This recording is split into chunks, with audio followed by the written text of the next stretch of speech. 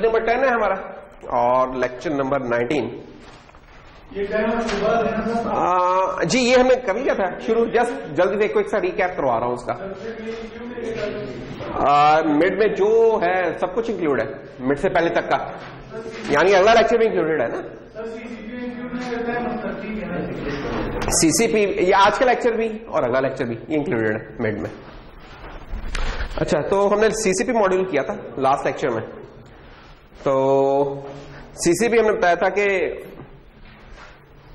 नाम तो इसका बड़ा छोटा सा है लेकिन है काफी डिसीविंग। ये डिसीविंग इन द सेंस के इसके अंदर और दो तीन चीजें, वो कौन कौन सी कि इसमें ये बेसिकली एब्रीविएशन है, abbreviation for capture, compare and PWM modes. ये तीन मोड्स हैं,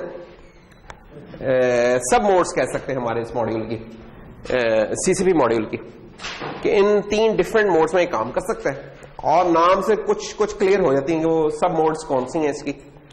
कैप्चर मोड में क्या कर रहा है कि ये बेसिकली जो टाइमर रजिस्टर है इनफैक्ट उसको मॉनिटर कर रहा होगा। जब वो एक पर्टिकुलर वैल्यू पे होगा, जब कोई इवेंट होगा तो उसकी वैल्यू कैप्चर कर लिया करेगा। Thank you. और कंपेयर में बेसिकली क्या होता है कि कंपेयर में अगेन एक टाइमर रजिस्टर होगा और दूसरे में कोई प्रीसेट वैल्यू होगी, वो कंपेयर हो रही होगी उसके अगेंस्ट। जब वो होगी, जब वो दोनों मैच किया करेंगी तो उसके अगेंस्ट कोई इवेंट क्रिएट हो रहा करेगा उसकी पिन के ऊपर, सीसीपी मॉड्यूल की जो पिन है। और तीसरी इसकी है पल्स विड्थ मॉड्यूलेशन की, पीडब्ल्यूएम मोड है। और पीडब्ल्यूएम में कह लें कि जो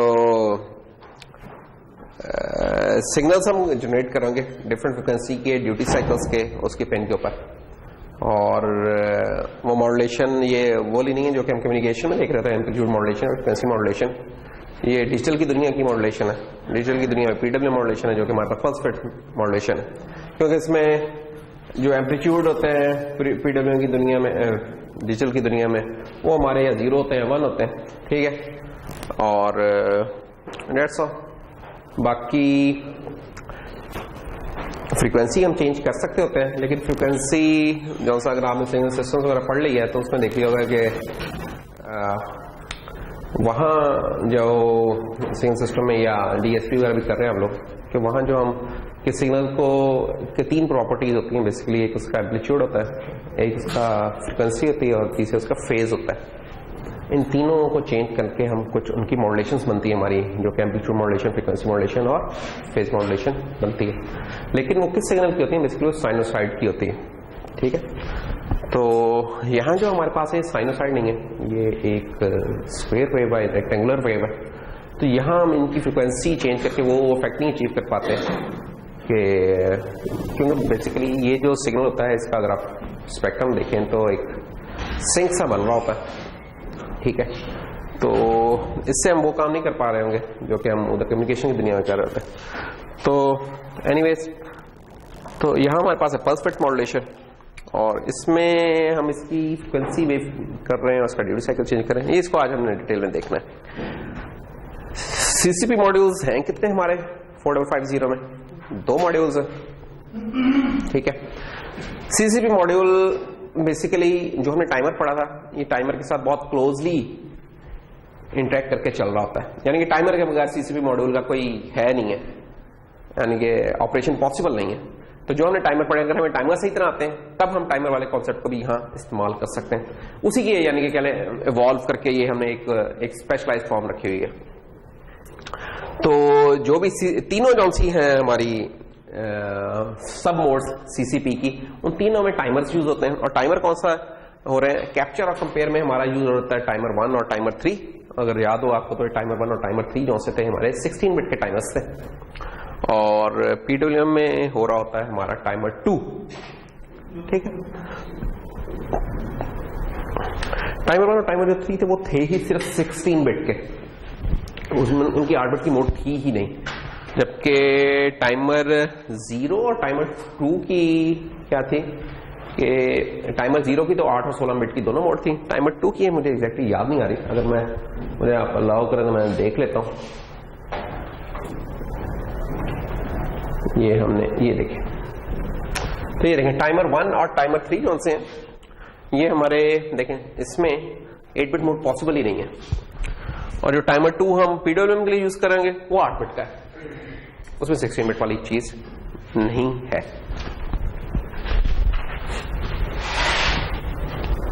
टाइमर 0 नहीं इस्तेमाल कर रहे थे इस काम में।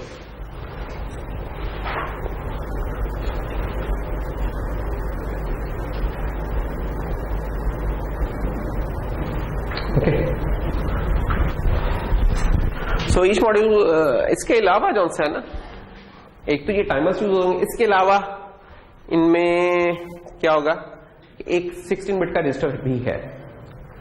ठीक है, अब हमें पता कि हमारा 8 बिट का माइक्रो कंट्रोलर है, तो इसमें 16 बिट का रजिस्टर कैसे पॉसिबल है। तो ऐसे होता है कि 2 8 बिट के रजिस्टर्स हम क्या लेंगे, कंकैटिनेट करके यूज कर लेते हैं। एक को हम लोअर पार्ट कह लेते हैं, एक को हायर पार्ट कह लेते हैं। लोअर वाले में लोअर 8 बिट्स होते हैं, अपर वाले में जो हायर पार्ट होता है उसमें अपर या मोस्ट सिग्निफिकेंट 8 बिट्स आ जाती है।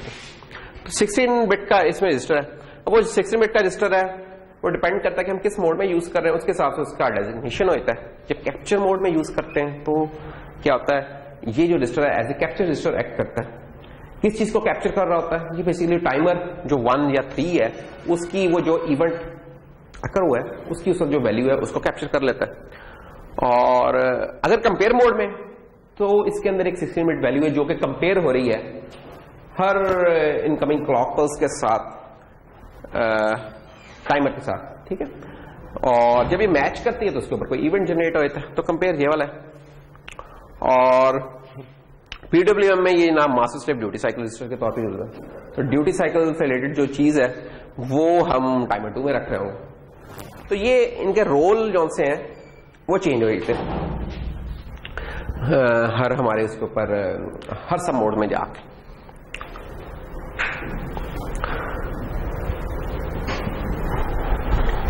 ये एक कह सकते हैं आप एक बड़ा ब्रीफ सा एक ओवरव्यू है इनका। कैप्चर मोड में अगर चले जाएं तो अब इधर थोड़ी सी डिटेल्स थी इसकी। हमने कहा था कि यार इसमें क्या कर रहा होगा, कैप्चर करेगा टाइमर 1 की या टाइमर 3 रजिस्टर में जो भी वैल्यू है इस वक्त उसको कैप्चर कर लेगा। लेकिन कब, उधर तो हर वक्त कोई ना कोई वैल्यू होगी, किस वक्त कैप्चर करे, जब कोई इवेंट अकर हुआ है। ठीक है, तो फॉर एग्जांपल क्या हो सकता है, फॉर एग्जांपल जैसे हमने कहा था कि यार हम कहते हैं कि हमने जब रेस स्टार्ट हुई है तो उसके ऊपर हमने एक टाइमर स्टार्ट कर दिया है और हमने कहा कि यार 2 तरीके हो सकते हैं रेस का टाइम मेजर करने के लिए। एक तो ये कि हम स्टॉप वॉच लेके खड़े हो रहे, जैसे ही फायर हुआ है तो हमने टिक टिक टिक ऑन कर दी, तो वो टिक टॉक हो रहा है और कब तक होता जा रहा है, जब तक के फिनिश लाइन पे जो सा हुआ नहीं तो उसके ऊपर जाके हम रोक लेंगे। अगर हमने सिर्फ वो देखना है उसको विनर के लिए, विनर का टाइम चेक करना है, और अगर दूसरे भी हैं तो उनका भी हम टाइम रिकॉर्ड करते जाएंगे। अच्छा, अगर हमने इसको ऑटोमेट करना है तो क्या होगा, ऑटोमेट करना है तो हम ये कह सकते हैं कि जो हमने एक बड़ा एक सर्किट, इसका हम कई दफा रगड़ चुके हैं उस सर्किट को, कि एक आप एक एलईडी लगा लें या इंफ्रारेड एलईडी जो भी है वो लगा लें, दूसरी तरफ कोई फोटो डायोड लगा दी है जो कि रिसीव कर रही है उसकी लाइट को। तो जैसे ही उसको, ये एमिटर है उसका लगा हुआ, ठीक है, और ये उसका रिसीवर एलर्ट से लगा हुआ, ये लाइट पड़ रही है, तो जब तक इस पे पड़ रही है तो ये क्या कर रहा है, इसकी आउटपुट के ऊपर हमें क्या मिल रहा है, 1 मिल रहा है या हाई वोल्टेज मिल रही है ऐसे। अच्छा, जैसे ही जो कि स्प्रिंट जो लगा रहा है वो पहला बंदे से ब्रेक करेगा, ये पाथ ब्रेक हुआ, ठीक है, जैसे ही पाथ ब्रेक हुआ तो क्या होगा, इसकी आउटपुट क्या होगी, 0 हो जाएगी। अब now this is an event, तो हम इस इवेंट के लिए कॉन्फ़िगर कर सकते हैं कि यार जैसे ये इवेंट अकर हो उसके ऊपर टाइमर की वैल्यू देख लो। अब ये बहुत प्रीसाइज है। अब अगर यही कोई ह्यूमन होता तो ह्यूमन का एक बेचारे का एक लिमिटेशन है कि वो कितना कर लेगा, स्प्लिट सेकंड में आ जाएगा, हाफ सेकंड का उसका वो हो सकता है, हाफ को भी स्प्लिट कर लें 100 मिली सेकंड से ज्यादा बेचारा क्या करेगा, इतना रिस्पॉन्स का कोई हो नहीं सकता। उसमें भी गलती की गुंजाइश है कि यार जो वो देख रहा था उसमें लाइन के ऊपर एग्जैक्ट देख रहा था, वो देख के ट्रिगर करना जो मैंने दबाना है, स्टॉप वॉच को स्टॉप करना है, इसमें कुछ डिले हो सकता है। क्यों? क्योंकि हमारे ह्यूमंस की एक लिमिटेड सी एक है जो रिस्पॉन्स टाइम है, कितना हो जाएगा, 10 हर्ट्ज हो जाएगा। 10 हर्ट्ज भी काफी है, 10 हर्ट्ज का मतलब है कि 100 मिली सेकंड के अंदर अंदर आपने रिस्पॉन्स कर दिया, ये तो बहुत वो है, तो बहुत है, यानी कि ये भी आम ह्यूमंस के लिए। इधर क्या है, इधर हमारा जो चल रही है क्लॉक से मिल रही है टाइमर को, ये हो सकता है मेगाहर्ट्ज में मिल रही हो, यहाँ हर्ट्ज की बात नहीं हो रही, किलोहर्ट्ज की भी बात नहीं हो रही, मेगाहर्ट्ज की बात हो रही है। तो वो मिल रही है, उसके ऊपर वो कर रहा है, बार बार काउंटिंग किए जा रहा है जो भी है, तो उसके ऊपर वो जो होगा तो ये आपको जो मिलेगी, ये इसकी प्रिसीजन आपको मिली सेकेंड टू माइक्रो सेकेंड तक की मिल सकती है, डिपेंडिंग ऑन कि आपने उसे प्री स्केल कैसे किया है या आपका बोर्ड का क्लॉक या ऑसिलेटर के स्पीड पे यूज हो रहा था, तो उसकी बेस पे हो सकता है। तो ये एक बड़ा प्रिसाइज सा आप यूज कर सकते हैं कि यार एग्जैक्टली जैसे ये इवेंट अकर हो, जैसे ये 0 साथ ही टाइमर की वैल्यू उठा के लिया। अच्छा, और इसको आप रिपीटेडली कर सकते हैं। देखिए जैसे ही वो हुआ, गुजर गया बंदा, वो तो अपने मोमेंटम में गुजर गया, उसके बाद पीछे वाले फिर दोबारा हुआ, फिर कैप्चर कर लो। और ये जो वैल्यू कैप्चर होती जा रही है, इनको आप अगर किसी अरे के ऊपर डालते रहे, लेट से अगर आपको पता है कि 10 एथलीट्स थे जो स्प्रिंट लगा रहे थे, तो 10 की आप एक अरे बना लें और उसमें क्या करें कि पहले का जो टाइम आया वो उसमें पुट कर दें, दूसरे का है उसमें पुट कर दें। तो क्या होगा, इन दी एंड ऑफ द रेस आपके पास अरे में सबका एग्जैक्ट टाइम आया हुआ होगा। एक छोटा सा क्या लेंगे, 500-600 रुपए का एक सर्किट है जो आपका, जिससे आप ये वाला एक बड़ा एक्यूरेट सा ना टाइमिंग मशीन एक बना सकते हैं। इसमें कुछ केसेस होंगे कि जिसमें कुछ स्प्रिंटर्स होंगे जो बिल्कुल exactly at the same time तकरीबन कर रहे होंगे, ठीक। तो उस केस में शायद आपकी एक आधी वैल्यू मिस हो रहा है। उसके भी कुछ तरीके हो सकते हैं कि आप ये एक पाथ बना हुआ है, आप इस तरह के कोई नीचे ऊपर करके ना, कुछ होता देखा होगा आपने कि जब वो स्प्रिंट लगा रहे होते तो वो आगे हुए होते हैं, उनकी टांग तो पीछे ही होगी लेकिन उनका सीना निकाल के आगे होते हैं, उनकी कोशिश होती है बस क्रॉस हो रहा है कि उसकी बेस के ऊपर हो रहा है। तो आप कुछ कर सकते हैं, मल्टी लेवल इस तरह कर सकते हैं और उसकी बेस पे भी इवन कर सकते हैं आप बड़ा प्रिसाइसली कि किसने पहले, जो फोटो फिनिश नहीं होता है, कहता है कि फोटो फिनिश था। फोटो फिनिश क्या था कि वो जो ट्रेडिशनली आता था कि तस्वीर खींच ली है, उसको देख सकते थे, तस्वीर खींची है, अब आपने के पास एक फ्रेम है, एक वीडियो नहीं एक फ्रेम है, उसमें आप एग्जैक्टली बता सकते हैं कि ये पर्सन इस जगह पे था, ये पर्सन इस जगह पे था, ये इस जगह पे था, एग्जैक्टली आप स्केल करके कर सकते हैं कि कौन था जिसने पहले फिनिश किया। तो आप ये फोटो फिनिश वाला एक टाइमर इसमें बना सकते हैं। तो इवेंट क्या हो सकते हैं फिर? इवेंट ये अब आपका ये जो 1 से 0 हुआ, तो आपका ये एक फॉलिंग एज है बेसिकली कि 1 से 0 लेट से हो गया, तो इसकी हर फॉलिंग एज हो सकती है। या अगर 0 था चल रहा, आप उसके कंप्लीमेंट पे चल रहे थे, तो 0 से 1 हो जाएगा, फिर राइजिंग एज पे हो जाए। और फिर हर राइजिंग एज नहीं है, जरूरी नहीं है कि हर राइजिंग एज के ऊपर करना चाहें आप, हर 4th राइजिंग एज पे या 16th राइजिंग एज पे। बेसिकली आपने प्री स्केल कर लिया उसको। जब हम कहते हैं ना कि एवरी राइजिंग एज, तो इसका मतलब है आपने इसको प्री स्केल बाय 1 कर लिया। जब 4th कहते हैं तो प्री स्केल बाय 4 है, और जब 16 है तो इसका मतलब प्री स्केल बाय 16 है। क्यों इसके करने की जरूरत हो सकती है? वो इसलिए कि आपको पता है कि यार मेरा कंट्रोलर 8 मेगाहर्ट्ज पे चल रहा है, तो इतनी स्पीड से तो जो हिक्यो भी, जो हमारा फास्टेस्ट ह्यूमन है, यूसेन बोल्ट था, वो भी बेचारा, उसकी भी एक लिमिट ही थी ना शिव आदमी की।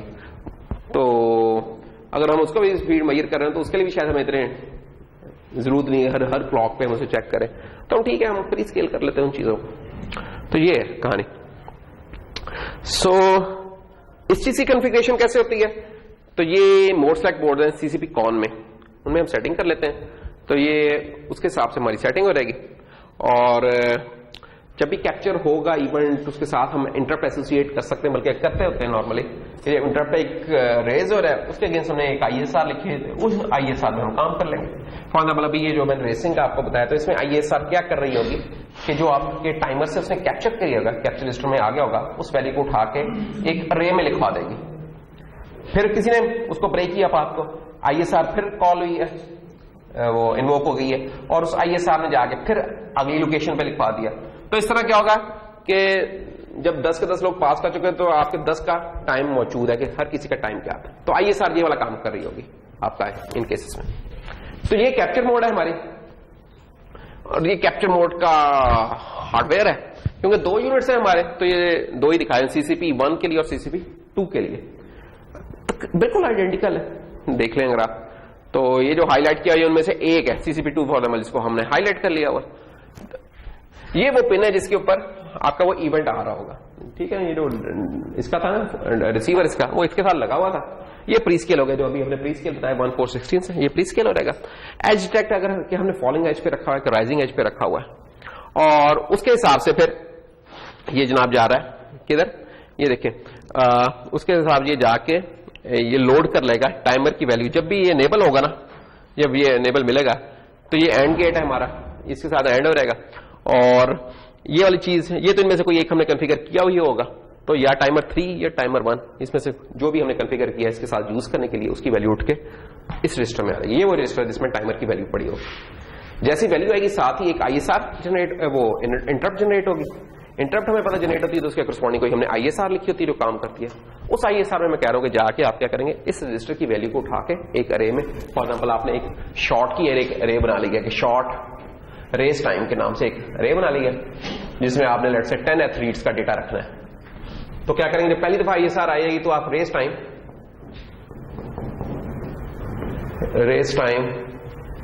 I plus plus equal to ये जो भी हमारे हैं रजिस्टर्स हैं इनका कंटिनेट करके डेटा रख देंगे।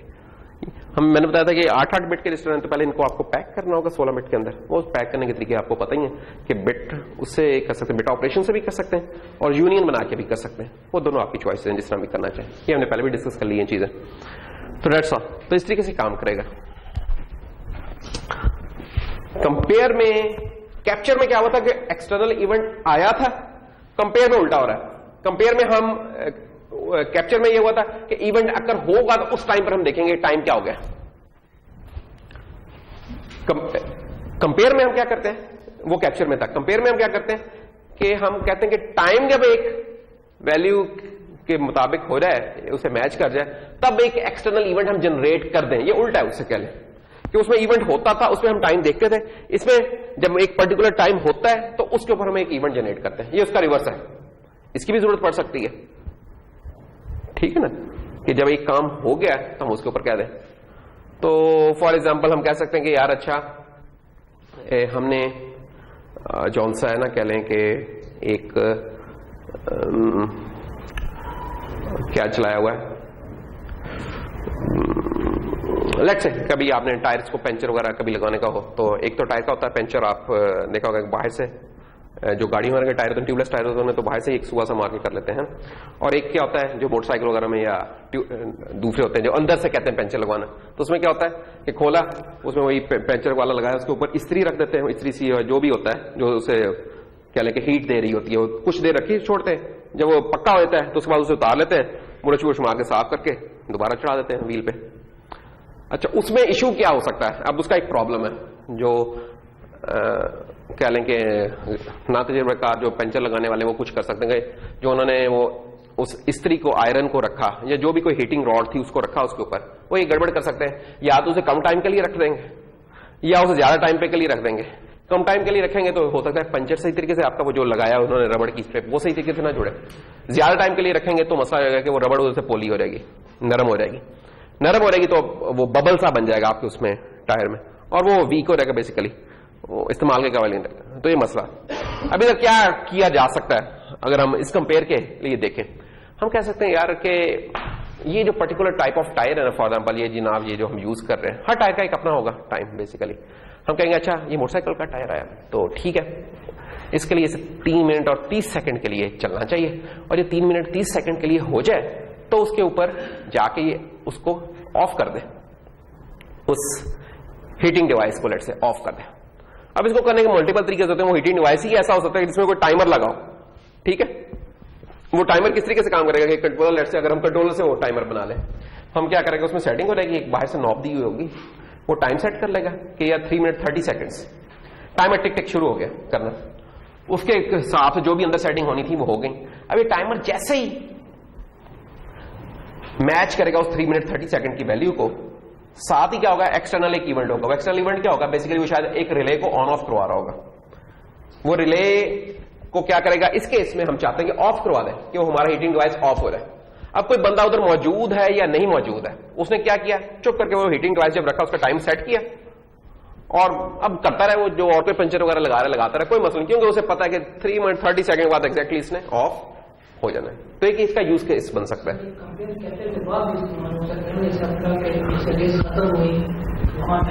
बिल्कुल, 2 मॉड्यूल्स है ना, एक मॉड्यूल को हम कैप्चर के लिए इस्तेमाल कर लें, एक को कंपेयर के लिए इस्तेमाल कर लें, ये भी हो सकता है। ये तो आपका यूज केस बनता है। देखिए आपने ये तो एक पंचर की मैंने बताई ना, इस तरह की एक और चीज होती है जो मोटरें नहीं इस्तेमाल होती है, पानी भरने वाली मोटर, तो उसके लिए भी होता है कि कुछ जगहों पे ना पानी इकट्ठा घंटे घंटे के लिए नहीं आता, तो वहां 5 मिनट के लिए आप मोटर चला सकते हैं कि पानी फिर वो नीचे दोबारा फिर इकट्ठा होता है रिजर्वायर में, फिर चलाते हैं 5 मिनट के लिए, तो वहां भी टाइमर बेस्ड होता है। वो तो खैर एनालॉग टाइमर होते हैं, अगर आप मार्केट में चाहे तो आपको एनालॉग टाइमर मिल जाएंगे कि जो कि टाइमिंग सेटिंग कर देते हैं, लेकिन कंट्रोलर से बनाना चाहे तो एक्जैक्टली आप इस चीज से बना सकते हैं। रेस के हिसाब से जो आपने कहा कि रेस में हम कह सकते हैं कि रेस में जब लाइन फिनिश हुई उसने टाइम नोट कर लिया, और कंपेयर वाला भी ये काम कर सकता है। ठीक है, कंपेयर वाला कह सकता है कि अगर ये जो टाइम हुआ है अगर ये मैच करता है वर्ल्ड रिकॉर्ड के साथ, तो मैं क्या करूं, जो स्क्रीन ग्राउंड में लगी हुई है ना उसके ऊपर एक मैसेज डिस्प्ले हो रहा है, न्यू वर्ल्ड रिकॉर्ड, ऑटोमेटिकली हो सकता है ना। अब वर्ल्ड रिकॉर्ड है लेट्स से 100 मीटर का ही अगर हम देखें तो 9.9 है शायद, या 9.8 है, जो कि सेकंड्स का है 100 मीटर की स्प्रिंट का। तो अब हमने क्या किया, जहां जहां हमारे स्टेडियम में जनाब हमने लगाया हुआ है, जैसे ही एक तो अब दो काम हो रहे हैं, अब दो मोड्स यूज हो रही हैं। एक कैप्चर का यूज हो रहा है जो कि बता रहा है विनर कौन है, और कंपेयर क्या कर रहा है, देख रहा है कि यार विनर का टाइम कहीं वर्ल्ड रिकॉर्ड के साथ नहीं मैच कर गया, और कर गया है तो वो कोई आप आतिशबाजी कर सकते हैं, कोई वो कर सकते हैं, कोई वैसे ही कोई इस तरह का फुलझड़ियां छोड़ सकते हैं, उसका इनिशिएशन कर सकते हैं। और उसके अंदर फिर जरूरी नहीं कि फिर आप ये रखें, आप मल्टीपल लेवल्स भी रख सकते हैं कि यार वर्ल्ड रिकॉर्ड का है, या लेट्स से वर्ल्ड रिकॉर्ड तो चलो हो सकता है यूनिवर्सिटी लेवल का कोई रिकॉर्ड अगर वो ब्रेक हो गया उसके ऊपर हो रहा है कोई, तो इस तरह का काम रखना चाहें तो आप रख सकते हैं। तो बिल्कुल ये दो मॉड्यूल्स है, ये है कि एक मॉड्यूल एक वक्त में एक ही काम के लिए यूज होगा, इसलिए फिर हमें दो चाहिए कि फिर हम दूसरे को यूज कर लेंगे। कुछ जगह दो भी काफी नहीं रहते, फिर हमें और ज्यादा चाहिए होते हैं, ठीक है ना, तो फिर हमें जरा बड़े कंट्रोलर पे चल जाते हैं।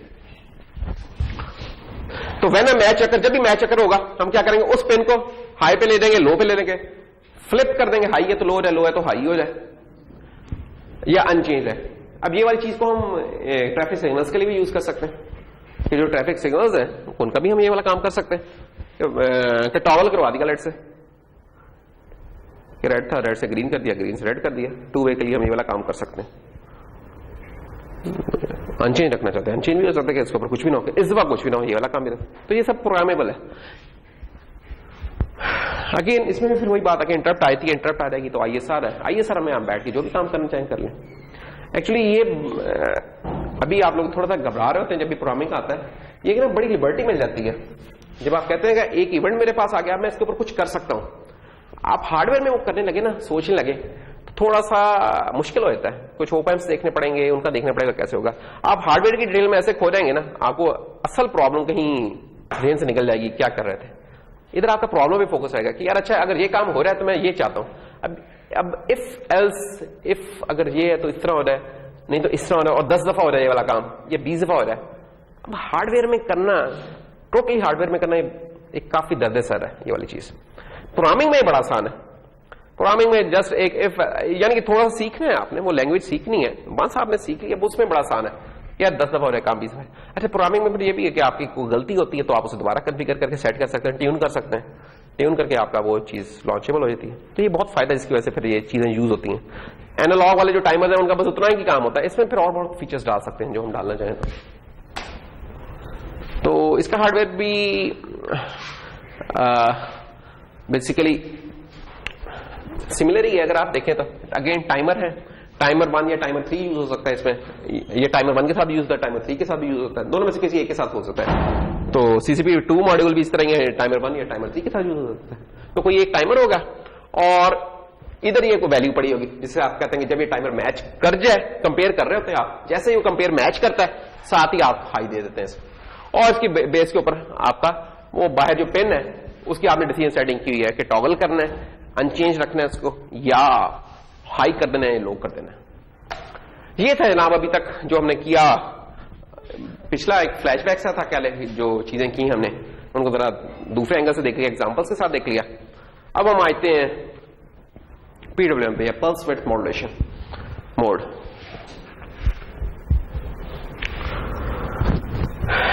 पल्स नाम से एक तो जाहिर है कि पल्स है, पल्स की कोई विड्थ है और उसको हम मॉड्यूलेट कर रहे हैं, चेंज कर रहे हैं उसको। तो यही काम है, हम पल्स होगी कोई, उसकी विड्थ को चेंज कर सकें, ये फैसिलिटी है जो कि हम इधर है। ये फैसिलिटी, इसमें पहले कुछ टर्म्स डिफाइन कर लेते हैं, फिर इसका यूजेज देख लेते हैं क्या।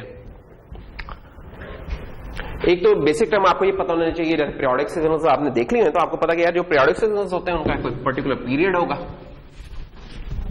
ठीक है, क्यों जी नजीर साहब, उसका कोई पीरियड होगा पर्टिकुलर।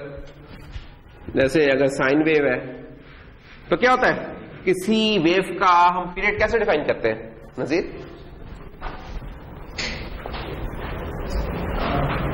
कैसे पता चलता है ये इसका पीरियड ये है चीज? पीरियड का यूनिट क्या होता है वैसे बाय द वे? इज्जत, पीरियड का यूनिट क्या होगा? वोल्ट, एम्पेयर, जाउल्स, हर्ट्ज या सेकंड्स? पीरियड कोई भी चीज का पीरियड सेकंड्स में होना चाहिए, बहुत टाइम लगा दिया। तो खैर सेकंड्स हो गए, सेकंड्स में हो सकता है मिली सेकंड, माइक्रो या पता नहीं क्या। ओके, तो जब सिग्नल आप रिपीट करें तो रिपीटिंग पॉइंट जो होता है वहां तक का जो सिग्नल था उसका एक पीरियड होता है। जैसे अब ये सिग्नल यहां आके अपने आप को रिपीट करने लगा, this thing is a time period of this signal which can be 1 second or 10 seconds or 1 microsecond, it can be anything. ये तो हमने साइन के लिए देख लिया। पल्स के केस में क्या होगा? अब पल्स कौन से है? पल्स का सिग्नल आपने देखा होगा कि पल्स हम किसको कहते हैं? ये पल्स है। एक चीज पल्स होती है और एक चीज होती है पल्स ट्रेन। पल्स तो सिंपल एक पीरियोडिक की चीज है। ए पीरियोडिक भी क्या यानी बस ये एक हमने बता दिया एक पर्टिकुलर टाइम के लिए ऑन है, उसके माइनस इन्फिनिटी टू लेके इस टाइम तक ऑफ है, यहां ऑन हो गई, इसके बाद फिर ऑफ है। तो पल्स ट्रेन क्या हो जाएगी? पल्स ट्रेन ये है कि ऑन ऑफ हुआ जा रहा है हमारा, तो ये पल्स ट्रेन हो जाएगी। So this is pulse train, जो क्लॉक की तरह, क्लॉक का भी हम कुछ इस तरीके से बना रहे होते हैं। अब मैं कहूंगा यार इसका पीरियड क्या है, तो इसका हम निकाल सकते हैं कि यार this time and this thing is my time period और period of the pulse train. ये इसका पीरियड हो गया। और ये जो चीज है जिसमें ये ऑन है, इसको पल्स भी कहते हैं या इसको ऑन टाइम भी कहते हैं। कि ऑन टाइम क्या है इसका?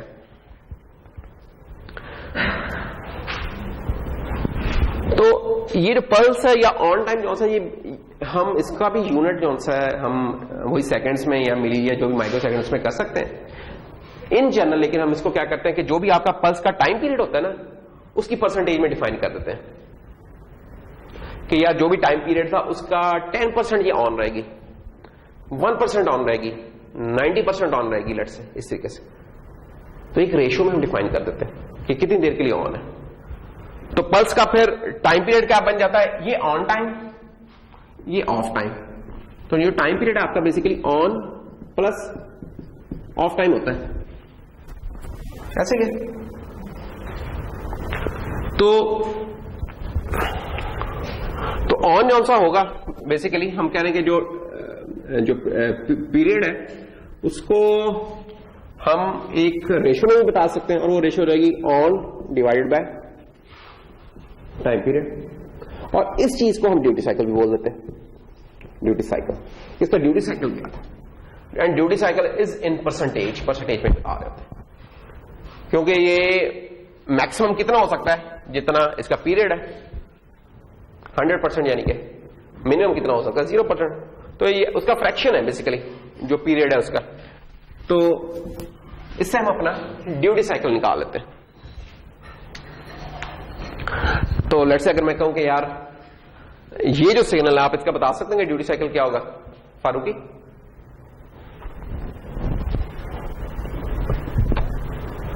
मैंने टाइम नहीं पूछा, ड्यूटी साइकिल पूछा। ड्यूटी साइकिल मैंने बताया कि जो इसका पीरियड होगा उससे आप निकाल सकते हैं, उसकी रेशियो निकाल सकते हैं, ऑन टाइम की रेशियो। ये ऑन टाइम है, ये पीरियड है। एक रफ सा कोई गैस लगा सकते हैं क्या होगा? आपको नजर आ रहा है कि यार ये ऑन है, टोटल पीरियड इतना है, तकरीबन कोई ट्वाइस लग रहा है ना। हाफ टाइम के लिए तकरीबन कह सकते हैं, तो 50% है। 50% कह सकते हैं ना कि हाफ ऑफ द टाइम ये ऑन है, रिमेनिंग हाफ ये ऑफ है, तो 50% कह लेंगे। और अगर मैं यूं कर लूं, अब आप देख सकते हैं कि यार ये कोई 1/4 रह गया हुआ है। तो एक जनरल गैस तो आप इधर से कर सकते हैं, एक एग्जैक्ट तो बताना दूर की बात है, जनरल गैस आप यहां से कर सकते हैं ये क्या होगा। तो ये जो चीज है हम कह रहे हैं ड्यूटी साइकिल, ये क्या रेशियो है आपके ऑन टाइम की as compare to the time period. तो ये टर्म क्लियर होना चाहिए कि ड्यूटी साइकिल का यूनिट क्या होगा? क्या बनेगा फिर ड्यूटी साइकिल का यूनिट? मलिक, यूनिट रेशियो का कोई भी यूनिट नहीं होता ना, रेशियो जो होती है उसका कोई यूनिट नहीं होता। क्यों ऊपर भी टाइम था नीचे भी टाइम था, टाइम कट गया तो एक रेशो रह गई, तो रेशो का कोई यूनिट नहीं होता। परसेंटेज में इसलिए लिखते हैं कि मैं इसको 0.5 भी कह सकता हूं इस जगह को, लेकिन 0.5 जब हम लिखते हैं तो इससे हमें लगता है कि कोई चीज मिसिंग है, कोई यूनिट मिसिंग है, लेकिन जब यही चीज परसेंटेज में बता देते तो फिर हमें पता है। ये तो आपकी है। हाँ, क्या टाइम पीरियड तो ऑन प्लस ऑफ का है ना बेसिकली, टाइम पीरियड में तो ऑन भी शामिल है और ऑफ भी शामिल है, लेकिन रेशो ड्यूटी साइकिल में ऑन की विद टाइम पीरियड है, दूसरे लफ्जों में ऑन की रेशो ऑन प्लस ऑफ के साथ, कि ऑन टाइम कितना बनता है। अगर आपने ये डिफाइन करने का ऑफ के साथ है तो ऑफ के हिसाब से कर ले, वो उसका वही माइनस हो जाएगा। यानी कि अगर 50% ये ऑन है तो 50% ये ऑफ है, और अगर ऑन टाइम आप देख रहे हैं कि ये 25% है तो 1 minus on time your off time है। तो आपको एक चीज पता तो दूसरी चीज आप निकाल लेंगे, ठीक है, कॉम्प्लीमेंट्री है ये चीजें।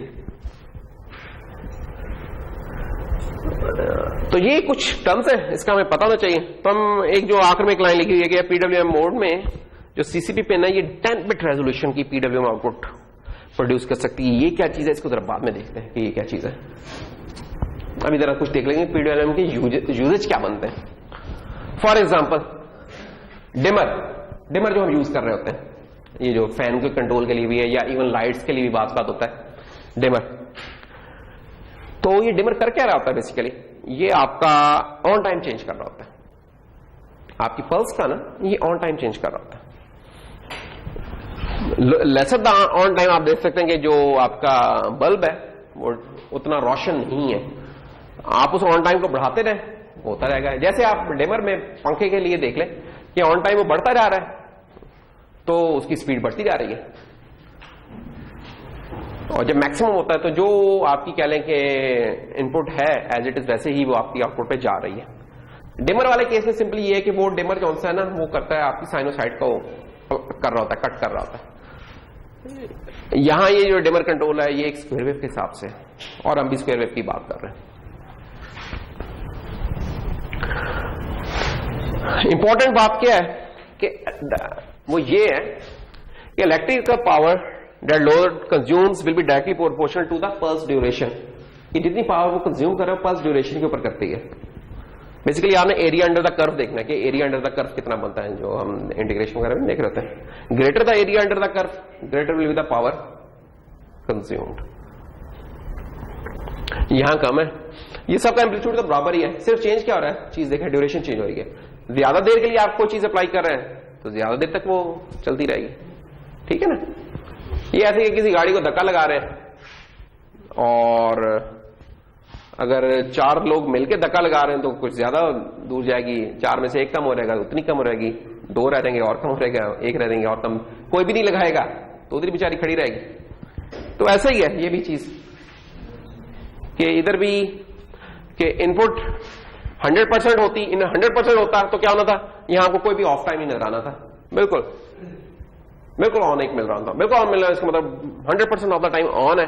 और ये मैक्सिमम जो उसका जो कंज्यूम कर सकता लोड उसके ऊपर चल रहा है और मैक्सिमम ब्राइट होना था आपका बल्ब, लेकिन जब आप उससे कम पे लेके आते हैं तो ये कम होता चला जाता है, ये वाली चीज, ठीक है।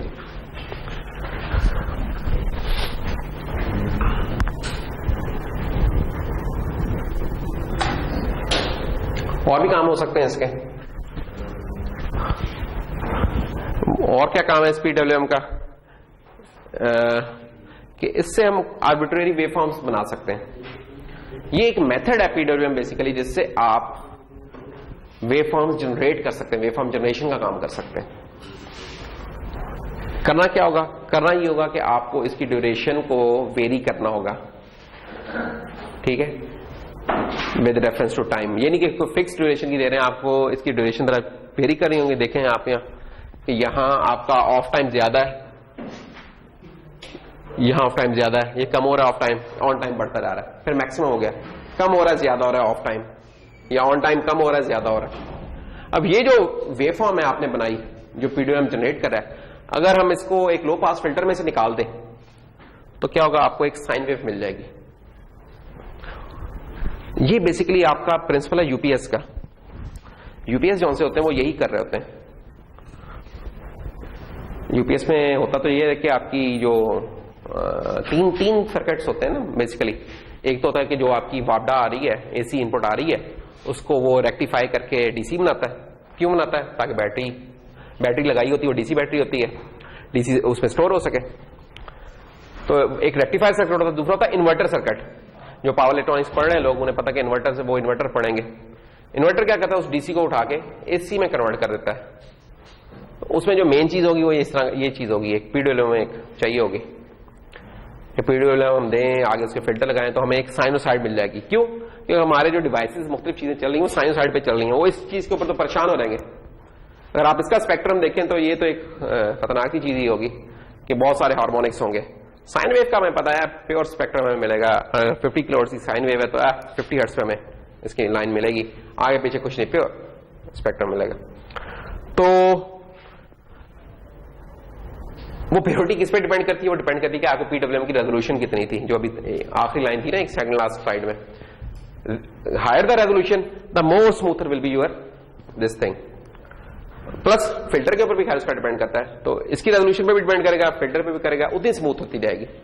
तो जो हमारे जरा हल्के यूपीएस होते हैं उनमें बेचारों में इतनी स्मूथ नहीं होती। उनकी अगर आप कभी देखें ना कभी यूपीएस को ऑस्कोप पे उसकी आउटपुट, तो अजीबोगरीब सी वो वेव फॉर्म होती है, स्क्वायर वेव और साइन वेव के कोई दरमियान की चीज होती है। उसमें देखा होगा कभी आपने पंखे शंखे जब चल रहे होते हैं कुछ और कैसे बेचारे अजीबोगरीब सी आवाज निकालने लग जाते हैं, होता है ऐसा, या स्पीड भी हमने कम हुई होती है। आरएमएस वोल्टेज है उनकी पीक टू पीक तो ज्यादा होती है, आरएमएस उनकी बेचारों की कमी होती है। तो इस तरह के कुछ इश्यूज होते हैं। तो खैर एक पीडब्ल्यूएम का एक फायदा क्या है कि इससे हम आर्बिट्रेरी वेव फॉर्म्स जनरेट कर सकते हैं। एक क्या था कि हम इस तरह के डिम लाइट कंट्रोल कर सकते हैं वेरी करके, दूसरा इसका ये है। और ये दोनों बड़े कंट्रोल इंपॉर्टेंट्स है आप लोगों के लिए जो इलेक्ट्रिकल की दुनिया के भी हैं, जो कहते हैं यार हमने और कुछ नहीं करना, जिनका इरादा कि वो कोई इन्वर्टर वगैरह बनाए या कुछ और करे, उनके लिए बड़ा इंपॉर्टेंट है कि इस चीज का ये ऑपरेशन इसका देखें।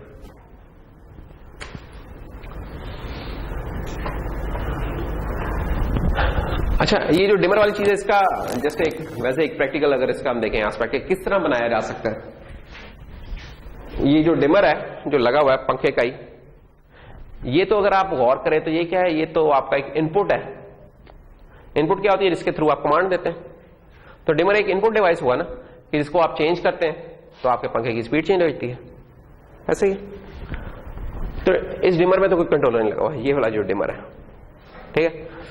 तो हमने लेट्स से एक बल्ब है जो कि डीसी के ऊपर भी चल जाता है, या एलईडी एक लगाई हुई है डीसी पे भी चल जाती है। तो उस डीसी उसको हम डायरेक्ट डीसी देने के हम उसे पीडब्ल्यूएम आउटपुट दे रहे हैं, जिस तरह की ये है पीडब्ल्यूएम आउटपुट। और हम चाहते हैं कि यार जब उसकी ड्यूरेशन को हम कम ज्यादा करें तो उसकी ब्राइटनेस जो सी एलईडी की है वो कम या ज्यादा हो जाए। लेकिन वो चेंज कैसे करें उसकी ब्राइटनेस, क्वेश्चन ये है पहले तो। यानी कि पता हमें कैसे चले कि हमने इतनी ब्राइटनेस रखनी है। जब हमें पता चल जाएगा उसी के हिसाब से हम चेंज कर लेंगे। तो हमें कैसे पता चलेगा कि यूजर इतनी ब्राइटनेस रखना चाह रहा है?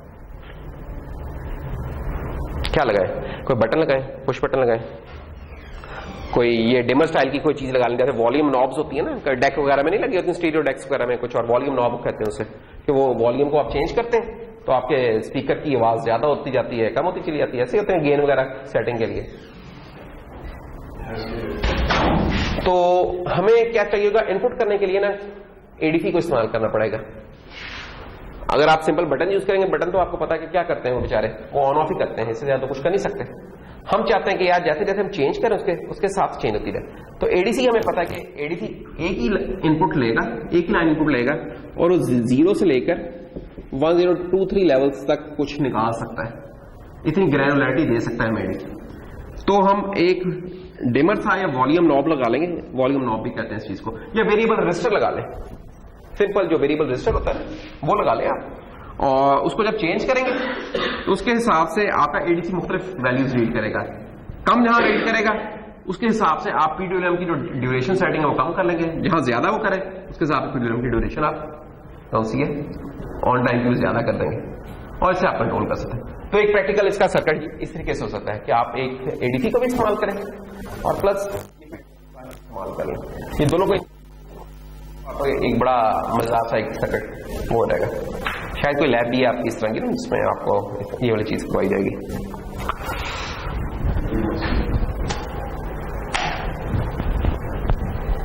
अच्छा, अब देखते हैं कि इसका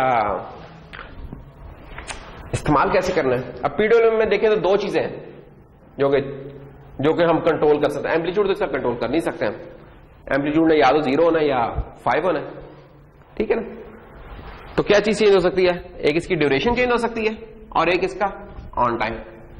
तो ड्यूरेशन इज द पीरियड, तो पीडब्ल्यूएम पीरियड को हम कैसे स्पेसिफाई करेंगे, क्या सेटिंग करनी होगी इसके लिए यार। एक रजिस्टर है इनका PR2 रजिस्टर, उसमें हम इसकी सेटिंग करेंगे PR2 में, और वो होगी कैसे, उसकी इक्वेशन इन्होंने डेटा शीट में दी हुई है जो कि रेड में लिखी हुई है कि PWM period is equal to PR2 + 1 × 4 × oscillator plus timer scaler value.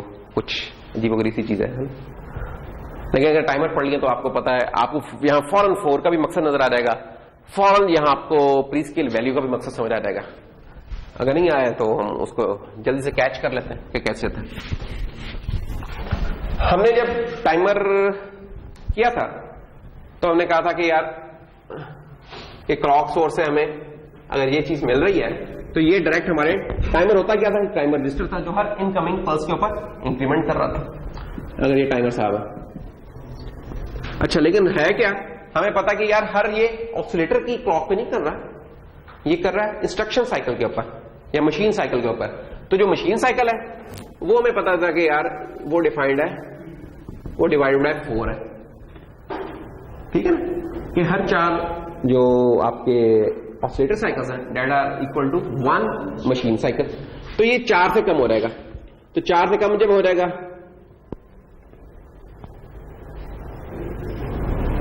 तो अब इनका इंटरवल बढ़ गया।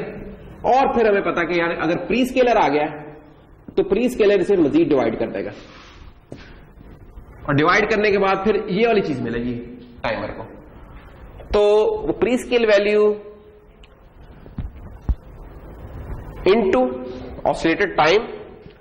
अच्छा, अगर फ्रीक्वेंसी की बात करें तो फ्रीक्वेंसी डिवाइड होती है, और पीरियड की बात करें तो वो मल्टीप्लाई हो जाता है। तो अगर ये हम टाइम पीरियड की बात करते तो इसने मल्टीप्लाई बाय 4 होना था, इसने मल्टीप्लाई बाय PS होना था प्री स्केलर। तो ये हम देख सकते हैं 4 into pre scale value into TOSC जो लिखा हुआ है वो इसलिए लिखा हुआ है कि ये पास है, क्योंकि टाइमर हम इस्तेमाल कर रहे हैं। टाइमर का तो आर्किटेक्चर यही कि टाइमर में ये वाली चीजें होनी है, आप इस्तेमाल नहीं करेंगे तो प्री स्केलर की वैल्यू 1 होगी, अगर इस्तेमाल करें तो इसकी वैल्यू 4 या 16 होगी। बाकी जो 4 है वो आना ही आना है, क्योंकि 4 साइकिल्स हमारे मजबूरी है कि एक मशीन साइकिल वगैरह। तो वो 3 टर्म्स उधर से क्लियर हो जाने चाहिए कि वो कहां से आई है, ठीक है। उसके बाद क्या है, पीडब्ल्यूएम पीरियड हमने कैलकुलेट नहीं करना, पीडब्ल्यूएम पीरियड हमने बताना है उसे कि हम क्या चाहते हैं, ठीक है ना।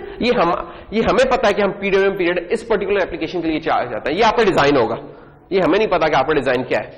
वो पीडब्ल्यूएम पीरियड आप लेट्स से अगर यूपीएस के लिए कर रहे हैं तो यूपीएस में जो फॉर एग्जांपल जो चाइनीज इन्वर्टर है उनमें क्या होता है कि आपका जो पीडब्ल्यूएम फ्रीक्वेंसी होती है वो 70-80 किलोहर्ट्ज हो सकती है, लेकिन अगर वही नॉर्मल देसी के लिए काम कर रहे हैं तो उसमें 50-60 हर्ट्ज होगी, 50 हर्ट्ज होगी। तो वो आपको पता है कि फ्रीक्वेंसी आप क्या चाहते हैं, तो वो इनपुट होगी, पीडब्ल्यूएम पीरियड भी आप बता रहे होंगे। तो फिर फाइंड क्या करना रह गया इस इक्वेशन में, एक ही अननोन रह गया PR2, और उसी की वैल्यू हम कैलकुलेट करना चाहते हैं कि रजिस्टर 2 में क्या जाएगी, पीरियड रजिस्टर जो 2 है इसमें क्या होगा। तो बस इस इक्वेशन को रीअरेंज कर लें आप तो हम उसकी कैलकुलेशन कर सकते हैं। तो होगा क्या कि जब आपका टाइमर 2 बराबर हो जाएगा PR2 के, कंपेयर वाला काम चल रहा है इधर, उसमें भी यह था ना कि टाइमर जब बराबर होता था कि वो जो उनका एक रजिस्टर था कंपेयर रजिस्टर उसके बराबर होता था, तो उधर क्या होता था कि एक आउटपुट पे इवेंट जनरेट हो जाता था। यहां क्या काम होता है, यहां टाइमर 2 क्लियर हो जाता है, दोबारा 0 हो जाता है। जो आउटपुट पिन है वो हम उसके ऊपर कोई एक्शन लेना चाहें तो कर सकते हैं, और जो पीडब्ल्यूएम का ड्यूटी साइकिल है उसको दोबारा हम रीलोड करते हैं। 2-3 काम हो रहे होते हैं हमारे जब भी हमारा टाइमर 2 जो टाइमर चल रहा है हमारा वो PR2 के साथ मैच करेगा। किस PR2 के साथ, जो कि हमने यहां कैलकुलेट किया था, इसके साथ मैच करेगा। तो दूसरी चीज क्या है जनाब, दूसरी चीज है हमारा ड्यूटी साइकिल। तो ड्यूटी साइकिल का क्या गेम है जी, ड्यूटी साइकिल जो पीरियड था वो तो लिखा जा रहा था PR2 रजिस्टर में, ड्यूटी साइकिल कहां लिखा जाएगा, ये लिखा जाएगा हमारे CCP ये बेसिकली 10 बिट का है। यहाँ ये जो पीडब्ल्यूएम है ना हमारी 10 बिट की है, तो मैक्सिमम यानी कि 10 बिट का इसकी रेजोल्यूशन हो सकती है इधर। तो ये जो 10 बिट्स है ये एक रजिस्टर हमारा 8 बिट का है, तो जो एमएसबी 8 बिट्स है वो आ जाएंगी हमारी सीसीपी R0 या R1 और R2 रजिस्टर में आ जाएंगी, और जो 2 बिट्स रह जाती हैं वो सीसीपी कॉन जो कंट्रोल रजिस्टर है उसकी 2 बिट्स में आ जाएंगी। तो ये जरा कॉम्बिनेशन में यूज हो रहा है, जैसे एडीसी कॉम्बिनेशन में यूज होता था ना, इस तरह ये भी कॉम्बिनेशन में यूज होता है। वैल्यू कैसे कैलकुलेट करेंगे, इसकी भी इक्वेशन है जो कि आप डेटा शीट से देख सकते हैं कि PWM duty cycle is equal to क्या, ये जो 10 बिट वैल्यू हमने कैलकुलेट करनी है वो, ये जो लंबी सी लाइन लिखी हुई है परेशान होने की जरूरत नहीं है, ये बेसिकली 8 मोस्ट सिग्निफिकेंट बिट्स हैं और 2 जो सी हैं उसकी लीस्ट सिग्निफिकेंट बिट्स हैं। ये दो आप इनको इकट्ठा पढ़ सकते हैं, इस पूरी चीज को इकट्ठा पढ़ सकते हैं। 10 बिट की कोई वैल्यू है जो कि रजिस्टर में लिखी जानी है, इसका छोटा एक्स भी नाम इसको दे सकते हैं कि एक्स है कोई चीज। तो बताइए कि इसके देख के परेशान हो, उसका तो ये होता है कि PWM duty cycle is equal to x into oscillator into pre scale. अब आप गौर करें तो पिछले के साथ गौर करें इसका, तो तकरीबन वैसी ही चीज है ये, उधर भी प्री स्केल था, इधर भी प्री स्केल है, उधर भी ऑसिलेटर था, इधर भी ऑसिलेटर है। फर्क क्या था कि वो टाइमर के लिए थी चीज हो रही, तो उसमें वो 4 था वो भी आ रहा था, यहां नहीं है। यहां ड्यूटी साइकिल हम सिंपल मेंशन कर रहे हैं, यहां वो चीज नहीं है। बाकी PR2+1 करके उधर था और इसको हमने एक्स फैक्टर कह दिया। तो बस इस इक्वेशन को भी हम रीअरेंज कर लेंगे, सॉल्व कर लेंगे। ड्यूटी साइकिल भी कैलकुलेट नहीं करना, ड्यूटी साइकिल भी हमने बताना है कि ड्यूटी साइकिल हम क्या चाहते हैं। वो एक भी ड्यूटी साइकिल हो सकता है, मल्टीपल भी हो सकते हैं। अगर मल्टीपल है तो मल्टीपल हमें वैल्यूज कैलकुलेट करके रखनी पड़ेंगी, एक अरे में रख लेंगे, और अगर एक ही है तो बस एक वेरिएबल निकाल के रख लेंगे और उसको स्टोर कर लें उसके अंदर। तो फॉर एग्जांपल अगर हम एप्लीकेट के साथ देखेंगे यार जो कि हमने उसमें 8 मेगाहर्ट्ज का लगाया हुआ क्रिस्टल, उसके लिए कैलकुलेशंस क्या बनेंगी, तो उसमें हम क्या कहते हैं, अब हम ये हमारी अब डिमांड लिस्ट है। हमारी डिमांड लिस्ट क्या है कि यार पीडब्ल्यूएम हम चाहते हैं 1 किलोहर्ट्ज की पीडब्ल्यूएम हो जाए और जिसका ड्यूटी साइकिल हो जाए 50%। पेपर में फॉर एग्जाम्पल अगर भेज देना इस तरह सवाल देंगे यार ये हम चाहते हैं, तो यार हमें इतना करो PR2 की तरह वैल्यू बता दो और जो ड्यूटी साइकिल वाला रजिस्टर 10 बिट का उसकी तरह वैल्यू तरह कैलकुलेट कर दो, तो कर दीजिएगा, कोई मसला नहीं है इसके अंदर। 2 इक्वेशन है, ये जो इक्वेशन आप देख रहे हैं ये वही इक्वेशन है जो कि इस ऊपर वाली इक्वेशन को रीअरेंज करके लिख लिया हुआ है, इस इक्वेशन को रीअरेंज करके हमने रखा हुआ। बेसिक मैथ का इस्तेमाल है और कुछ नहीं है इसके अंदर। कि PWM period divided by what 4TOSC, और ये तो ये सारा नीचे आ गया और ये +1 था, ये पूरी टर्म से -1 हो गया, सब्ट्रैक्ट हो गया बस। ठीक है जी भाई, ये वो ड्यूटी साइकिल के लिए 2 चीजें हैं ना, 2 चीजें हैं। एक है हमारा पीरियड, पीरियड के लिए कैलकुलेशन होगी PR2 में, और एक है ये ड्यूटी साइकिल, ये CCP वाले में जाएगा। 2 सेटिंग्स है हमारी। 2 बिट्स नहीं है, ड्यूटी साइकिल की 10 बिट्स है बेसिकली, 10 बिट्स है, तो एक तो पूरा रजिस्टर है। ठीक है, वो रजिस्टर कौन सा, CCP RL। ठीक है, 8 बिट्स इसमें होंगी और 2 बिट इसके एक और कंट्रोल रजिस्टर इसमें होंगे, ये दोनों मिलकर 10 बिट्स बनाएंगे। ठीक, तो ये हमने लिखी होती है, देखो CCP RXL कॉलन इस तरीके से लिखी होती है। इनका क्या मतलब है कि ये 2 लीस्ट सिग्निफिकेंट बिट्स हैं और ये जो मोस्ट 8 सिग्निफिकेंट है वो पूरी पूरी इस रजिस्टर में आ जाएंगी। तो इसमें लेकिन इस पूरे में ये मैं इसको एक्स क्यों कह रहा हूं कि इधर लंबी सी लिखी हुई है ना, बंदा कहता है यार कोई इक्वेशन ही इसके अंदर भी शायद लिखी हुई है, नहीं कुछ भी नहीं है, ये 2 वैल्यूज को कॉन्केटिनेट करके लिखा हुआ है, कॉलन करके ना कॉन्केटिनेट करके रखा हुआ। तो ये वो 10 बिट की वो एक्स वैल्यू है जो कि कैलकुलेट, लेकिन खैर ये ड्यूटी साइकिल की है। यहां जो हम कर रहे हैं ये तो हम अभी उसका पीरियड जो हमने स्पेसिफाई किया उसके अगेंस्ट जो PR2 की वैल्यू बनती है वो कैलकुलेशन है। तो जस्ट वैल्यू डाल देंगे कि पीडब्ल्यूएम का पीरियड क्या बनेगा, 1 किलोहर्ट्ज का इनवर्स ले लें, उसका पीरियड मिल जाएगा। बाकी ऑसिलेटर 8 मेगाहर्ट्ज है तो 8 मेगाहर्ट्ज का इनवर्स ले लें तो टाइम ऑफ ऑसिलेटर मिल जाएगा। 4 तो 4 ही रहा। प्री स्केल वैल्यू की सेटिंग आपके पास है, आप ऐसी प्री स्केल की वैल्यू रखना चाहेंगे कि जिसके ऊपर आपको क्या लेंगे कि अच्छी रेजोल्यूशन मिल जाए, वो प्री स्केल की वैल्यू हम वो रख लेते हैं। बात का ये होता है कि मसला भी होता है। मसला ये क्या हो सकता है? मसला ये हो सकता है कि लेट्स से अगर हम इधर देखें तो एक गड़बड़ ये हो सकती है कि मैं टाइम पीरियड बहुत छोटा कर लूं। दूसरे लफ्जों में जो पीरियड है, फ्रीक्वेंसी जो सी है, टाइम पीरियड छोटा करने का मतलब है कि फ्रीक्वेंसी मैंने बहुत ज्यादा रख ली, 100 किलोहर्ट्ज रख दी। 100 किलोहर्ट्ज रख ली तो क्या बन जाएगा? ये बन जाएगा तकरीबन 10 माइक्रोसेकंड्स। ऐसे नहीं, ये नहीं, ये चीज 10 माइक्रोसेकंड हो जाएगी। ठीक है, अब ये माइक्रो कट जाएगा तो 10 को डिवाइड करेंगे 64 से और इससे, तो ये वैल्यू हमारी 1 से भी कोई कम आ रही होगी, कोई जीरो आ रहा होगा। बेसिकली वो वैल्यू ऐसी होगी जो हम लिख ही नहीं पा रहे होंगे, वो चीज पे पॉसिबल नहीं हो सकेगी वहां। फिर हमें प्री स्केल की वैल्यू ऐसी करनी है कि जिससे हमारा एक जो हमारी रेंज है ना, कि 0 से बड़ा हो रहा है और जो मैक्सिमम उसकी है रखी हुई पीआर की जो 16 मिनट का है उसके अंदर अंदर आ रहा है, ये हम रखना चाहेंगे। तो प्री स्केलर की ना सेटिंग इस तरह होगी कि 1 से कर लेंगे या 4 से कर लेंगे या 16 से कर लेंगे, वो इस हिसाब से होगी हमारी। तो इस केस में क्या किया हुआ, प्री स्केलर की वैल्यू रखी हुई है 16, तो हो जाएगा। अच्छा, ड्यूटी साइकिल को हम कैसे डालेंगे? ड्यूटी साइकिल हमने क्या दिया गया? 50% है। 50% ऑफ व्हाट? 1 किलोहर्ट्ज, या 1 किलोहर्ट्ज क्या था? 1 मिली सेकंड। तो 1 मिली सेकंड का हाफ क्या होता है? 0.5 मिली सेकंड। तो 0.5 मिली सेकंड आ गया। अच्छा, अब हमने इसको कहां डालना है? वो हमने PWM ड्यूटी साइकिल में डाल लेना। किसके लिए सॉल्व कर रहे हैं?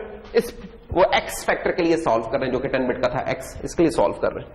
तो इसको रीअरेंज कर लें इक्वेशन को, तो क्या हो रहा है? PWM duty cycle divided by T oscillator into pre scale value, तो ये चीज आ गई हमारे पास। तो duty cycle, PWM duty cycle in pulse on time क्या बनता है? 0.5 मिली सेकेंड। 0.5 मिली सेकेंड आ गए। ये एग्जैक्ट हमने ऑन टाइम बता दिया कितना है। इधर हम ड्यूटी साइकिल नहीं बता रहे, ये याद रखने की बात है। यहां ड्यूटी साइकिल बता रहे in terms of on time, on time क्या बनता है। ठीक है, तो इसलिए इसके यूनिट्स भी आ गए 0.5 मिली सेकेंड्स डिवाइडेड बाय ऑसिलेटर जो कि 8 मेगाहर्ट्ज था, उसका 1/8 मेगाहर्ट्ज का 0.15 माइक्रोसेकंड बन जाता है। प्री स्केल वैल्यू जो भी रखी है 16 है, तो 16 हो गई, तो 250 बन जाता है। ये नंबर आ जाता है हमारे पास। इस नंबर को अब हमने स्टोर कर देना है इन दो चीजों के अंदर। इसके अंदर 8 होंगी और इसमें ये होगी। अब ये जो नंबर है ना, इन दो चीजों में जाता है लेफ्ट जस्टिफाइड होता है, राइट जस्टिफाइड नहीं है। लेफ्ट जस्टिफाइड का क्या मतलब है कि जो मोस्ट सिग्निफिकेंट बिट है वो जो 8 बिट वाला रजिस्टर है उसकी मोस्ट सिग्निफिकेंट बिट के ऊपर पड़ी होगी। हमने वो एडीसी के अंदर पढ़े थे ना कि एक लेफ्ट जस्टिफिकेशन होती है, एक राइट जस्टिफिकेशन होती है। तो इसके अंदर याद रखने की ये बात है कि लेफ्ट जस्टिफाइड है। तो सीसीपी आर एक्स जो सा है वो एक्स आपका 1 भी हो सकता है, 2 भी हो सकता है। फॉर एग्जाम्पल 1 ले लें हम, या एक्स ही चलो कह देते हैं, XL। ये पूरी की पूरी 8 बिट्स है इसकी, और ये जो सीसीपी एक्स कौन है, इसकी चौथी और 5वीं, ये 2 बिट्स हैं जो कि इस्तेमाल में। अच्छा, हम कह रहे हैं ये लेफ्ट जस्टिफाइड है। लेफ्ट जस्टिफाइड है तो हम क्या करेंगे कि अगर जो भी हमारा 10 बिट का नंबर बनता है, तो 250 के केस में फॉर एग्जांपल क्या बन रहा है हमारा नंबर FA। तो हमारा नंबर बन रहा है जनाब, जो एक्स फैक्टर था ना जो हम कैलकुलेट करें, वो है FA। अब FA को 10 बिट में हम अगर लिखें तो क्या बनेगा? 1010। F क्या हो गया? 1111, और ये तो 8 बिट्स हो गए, बाकी 2 बिट्स में कुछ नहीं पड़ा होता, इसको 00 है। ये ऐसे ही ना कि अगर मैं लेता था कि x = 2 है, तो आप इनको 10 बिट्स में कैसे लिखते? आप लिखते 00 00 00 00 00 इस तरह लिखना था। अब FA को भी आपने क्या कि जो ऊपर वाली है उनमें आपने 0 लिख दिया, ऐसा ही होता है। तो ये वो नंबर है आपका। अच्छा, अब इसमें क्या होगा? हम कह रहे हैं कि यार ये जो 1 2 3 4 और फिर ये 8, ये जो 8 बिट है, मोस्ट सिग्निफिकेंट 8 बिट्स है, ये इसके अंदर पड़ी होंगी। ठीक, तो ये आ रहेगा आपका 00 1 1 1 1 1 0, ये इसमें आ जाएगा। और जो लो ये 1 और 0 है, ये इधर आ जाएंगी, 1 और 0 इस जगह पे आ जाएगा। तो आपने जब फिल करना हो तो तो आप क्या करेंगे, CCP x RS equal to 0B करके भी लिख सकते हैं और इसको हेक्सा में भी लिख सकते हैं, वो आपकी चॉइस है। लेकिन आपको पता होना चाहिए कैसे फिल करना है, उसे नहीं पता होगा। ये आपको पता होना चाहिए कि ये लेफ्ट जस्टिफाइड है। ये एक गलती बात कर लेते होते हैं लोग कि राइट जस्टिफाइड के हिसाब से कर लेते हैं। राइट जस्टिफाइड में उन्होंने क्या करना है, मसला क्या करना है,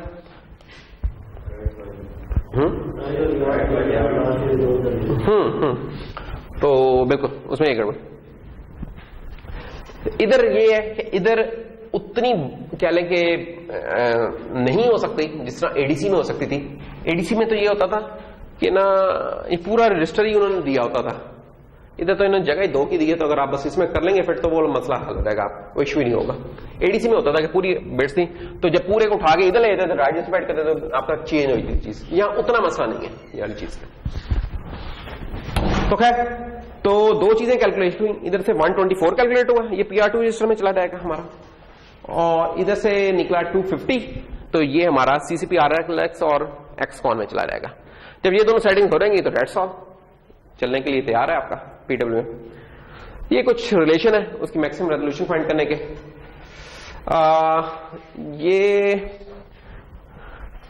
रिलेशन है तो सही, ये ना रिलेशन इनकी थोड़ा सा फर्क है। जो इन्होंने बुक में दिया हुआ है, जो PDF में दिया हुआ है ना, वो बेसिकली दिया हुआ है log F oscillator divide by FPWM, ये दिया हुआ है जो, लेकिन इन्हीं के कुछ और डेटा शीट्स के अंदर ये वाला रिलेशन भी है। ठीक है, तो इसके ऊपर अभी ज्यादा डिग ना करें इस चीज को, क्योंकि in any case maximum resolution दे रहा है, जो करंट रेजोल्यूशन है वो नहीं दे रहा।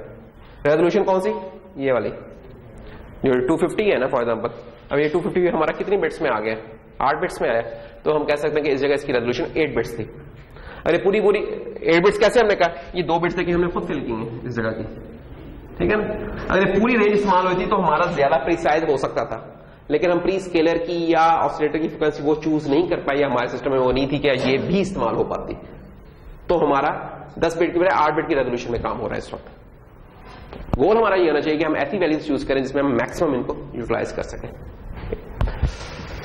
अच्छा, तो ये जनाब रजिस्टर्स हैं जो कि एसोसिएटेड है CCP के साथ। ओए बहुत ज्यादा है, मतलब वैसे जरा एक तो हैरान रहता है कि कुछ चीजों में तो हमने सिर्फ 1 या 2 देखे थे, तो यहां बहुत ज्यादा है। चले इसमें देख लेते हैं कि कौन सी चीजें हैं जो कि ज्यादा लग रही है नहीं वैसे इतनी। एक तो ये देखें, CCP के 2 मॉड्यूल्स हैं बेसिकली। तो CCP 1 का एक तो हमें पता था कि यार 16 बिट का रजिस्टर है जिसमें कोई वैल्यू पड़ी होती है, तो इसका हाई पार्ट और लो पार्ट ये वो है, ये हो गया। अच्छा, CCP 1 कॉन, ये CCP 1 कॉन में क्या पड़ा हुआ है, CCP 1 कॉन में कुछ कंट्रोल्स हैं इसके। अच्छा, फिर यही जो 1 वाले के लिए थे हाई और लो रजिस्टर, इस तरह 2 के लिए भी हाई और लो रजिस्टर। जैसा CCP 1 कॉन था इसी तरह CCP 2 कॉन भी है, ये हो गया। फिर है इसके अंदर कुछ एनहांस CCP मोड्स हैं, ठीक है, ये उसके लिए कुछ रजिस्टर्स हैं। बाकी क्योंकि CCP में जब भी चलना है किसी टाइमर के साथ एसोसिएटेड होकर चलना है, तो ये टाइमर 2 का रजिस्टर है और ये PR2 का रजिस्टर है, ये वो रजिस्टर्स हैं जो कि दिए हैं। और बाकी फिर क्योंकि इनके साथ कुछ इंटरप्ट जनरेट हो सकती हैं, तो इंटरप्ट का भी फिर उन्होंने बता दिया। ये वो रजिस्टर जो इंटरप्ट के आपने इंटरप्ट में देखे थे, ये इंटरप्ट वाला रजिस्टर जो उसकी थी प्रायोरिटी सेटिंग करने का, अनेबल करने का, या उसकी जो फ्लैग्स थे उसको क्लियर करने का, ये इंटरप्ट के साथ थे रजिस्टर। तो ये ना 2-3 क्योंकि मॉड्यूल्स मिलके काम करें तो उन सबके रजिस्टर्स जहां मेंशन करती हैं, तो इसलिए हमें लगता है यार जैसे बहुत सारे रजिस्टर कॉन्फ़िगर करने हैं, लेकिन इन दी एंड अगर हम उसको डाइसेक्ट करते हैं तो हमें पता चलता है कि टाइमर भी चाहिए, हमें इंटरप्ट भी चाहिए और कुछ इसके अपने रजिस्टर है, तो इसलिए फिर एक लंबी सी लिस्ट बन जाती है।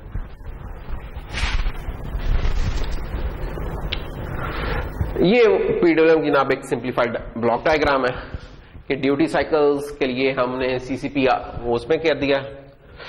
होता क्या है कि ये लो से हाई में लोड हो रहा करेगा, ठीक है, और ये कंपेयर करता रहा करेगा ड्यूटी साइकिल टाइमर 2 के साथ। ये टाइमर 2 के साथ कंपेयर होगा, जैसे ये मैच करेगा ये ट्रिगर कर देगा आपके यहाँ कौन से वाला फ्लिप फ्लॉप है, RS फ्लिप फ्लॉप, उसको कर देगा और उसकी बेस के ऊपर आउटपुट का आप कुछ ले सकते हैं एक्शन। आउटपुट के लिए क्योंकि है तो ट्रेस बिट आपकी क्लियर होनी चाहिए ताकि आप उसकी आउटपुट ले सकें, दैट्स ऑल। और बाकी इसी टाइमर के साथ ये पीरियड वाली भी कंपैरिजन चल रहा है, तो बेसिकली ये टाइमर ड्यूटी साइकिल वाले के साथ भी कंपेयर कर रहा है और इसके साथ भी कंपेयर कर रहा है, दोनों के साथ कंपेयर कर रहा है। तो इसका अगर सीक्वेंस देखें कि होगा क्या, सेटअप इसका कैसे होगा, तो ये होगा कि पीडब्ल्यूएम का पीरियड लिख दे PR2 में जो कि हमने कैलकुलेट किया था, उसका ड्यूटी साइकिल CCPR में कर लें, कैलकुलेशन हमने इसके देख ली कैसे होगी। कैलकुलेशन ज्यादा इंपॉर्टेंट है मेरे लिए इस जगह पे, क्या लेंगे क्या, अगर मैं कोई चीज पूछूंगा या कुछ और करूंगा तो कैलकुलेशन ज्यादा इंपॉर्टेंट चीज है मेरे लिए। अच्छा, CCP पिन को फिर अगर हम इसकी आउटपुट यूज कर रहे हैं तो ऑफकोर्स उसको आउटपुट मोड में लेके जाना होगा, यानी कि ट्रेस क्लियर करना होगा, 0 करना होगा उसे, और क्या है, टाइमर को सेट करना होगा, टाइमर में जो प्री स्केल वैल्यू है वो डालनी होगी, प्री स्केल हम 1 से कर रहे हैं, 4 से कर रहे हैं, 16 से कर रहे हैं, वो डालनी होगी, और उसके बाद टाइमर 2 एनेबल करना होगा। टाइमर 2 क्यों, क्योंकि पीडब्ल्यूएम जो होता है टाइमर 2 को यूज कर रहा है। और उसके बाद फाइनली CCP मॉड्यूल को कॉन्फ़िगर करना है पीडब्ल्यूएम उसके ऑपरेशन के लिए। तो बस ठीक है, फिर केक हो रहेगा, चल तो चला ही। अच्छा, इसके ना एनहांस मोड भी होता है जो कि मैंने यहां उसका जिक्र नहीं किया, थोड़ा सा और हो जाना था, टाइम भी अब हमारे पास दरअसल कम रह गया हुआ है, तो वो उसको आप डेटा शीट में भी दे सकते हैं। एक एनहांस मोड होता है इसका, जब भी आप लोग ये चलाएंगे ना, मैंने बताया कि इन्वर्टर्स वगैरह जब चला रहे होंगे तो उधर आपके पास कुछ सर्किट्स होंगे, ड्राइवर्स होंगे, या आपने रोबोटिक्स का कोई काम करना है, तो होता क्या है कि वहां आपके पास कुछ ना सर्किट्स होते हैं जिन्हें हम मशहूर जमाने कहते हैं हाफ ब्रिज सर्किट है, फुल ब्रिज सर्किट्स हैं, ये कुछ ब्रिजेस होंगे। ब्रिज का तो आपने पढ़ा ही हुआ है, ब्रिज क्या होता है आपका, रेक्टिफायर वाला होता है, कुछ खाता है, ऐसे ही है।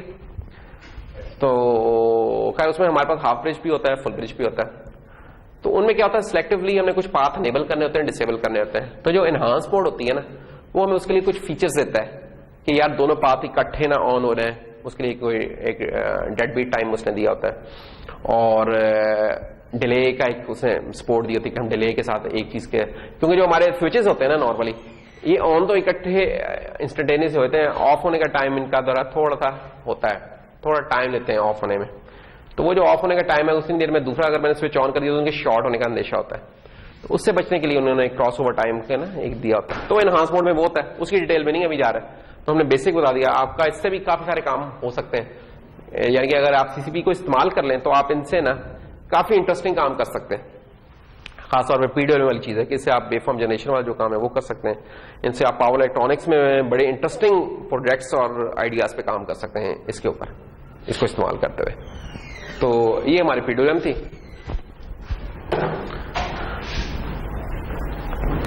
अब हम आ जाते हैं जनाब अपने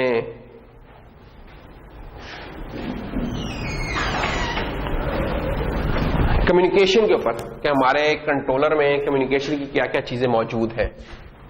तो जब हमने कंट्रोलर का इंट्रोडक्शन करवाया था तो हमने बताया था कि यार इसमें हमारे पास सीरियल कम्युनिकेशन की भी फैसिलिटी मौजूद है, पैरेलल की भी मौजूद है, ठीक है। पैरेलल में क्या होता है कि आपको नंबर ऑफ पिन्स ज्यादा आप इस्तेमाल कर रहे होंगे, सीरियल में यह है कि आपकी नंबर ऑफ पिन्स कम इस्तेमाल हो रही, शायद 1 या 2 या 3 या 4, इससे ज्यादा नहीं, डिपेंडिंग ऑन वो भी आप कौन सा प्रोटोकॉल इस्तेमाल कर रहे हैं। तो जो सीरियल कम्युनिकेशन है उसमें जो एक one of the most popular एक जो यूज होता है प्रोटोकॉल, वो होता है UART का, उसको हम पढ़ेंगे। इरादा तो था कि हम इनमें से SPI और I2C को भी, यानी कि इसके अंदर जो चीजें होती हैं, जो सीरियल के अंदर हमारे पास ऑप्शन अवेलेबल है वो है I2C, SPI, UART, synchronous UART, ये सारे सीरियल के हैं, और इसके अलावा पैरेलल का होता है। ये ऑप्शन है कुछ, ये मुख्तलिफ सिचुएशंस में हमें मुख्तलिफ चाहिए होती हैं ये चीजें। तो जैसे I2C है हमारा, I2C को हम 2 वायर इंटरफेस भी कहते हैं कि इसमें 2 हमारी लाइन जोड़नी होगी। SPI को हम 3 वायर भी कह देते हैं। तो ये डिपेंड करता है फिर क्या एक्चुअली कहाँ हम यूज करते हैं। हमारा देखें जैसे आपका कंप्यूटर है ना, कंप्यूटर में क्या है कि आपका प्रोसेसर भी लगा हुआ है, काम कर रहा है, रैम भी लगी हुई है, चीजें लगी हुई चल रही हैं, लेकिन आज हम आपके लैपटॉप से इंटरनेट के कनेक्शन को डिसेबल कर दें तो क्या होगा, आप कहेंगे यार मेरी तो प्रोग्रामिंग की असाइनमेंट थी वही रह गई है, रुक गई है, ठीक है। USB की पोर्ट डिसेबल कर दें, क्या होगा जी, मैंने असाइनमेंट यहां कॉपी करनी थी वो नहीं हो रही। तो इसका मतलब है कि आपका जो भी अब आजकल सिस्टम्स हैं वो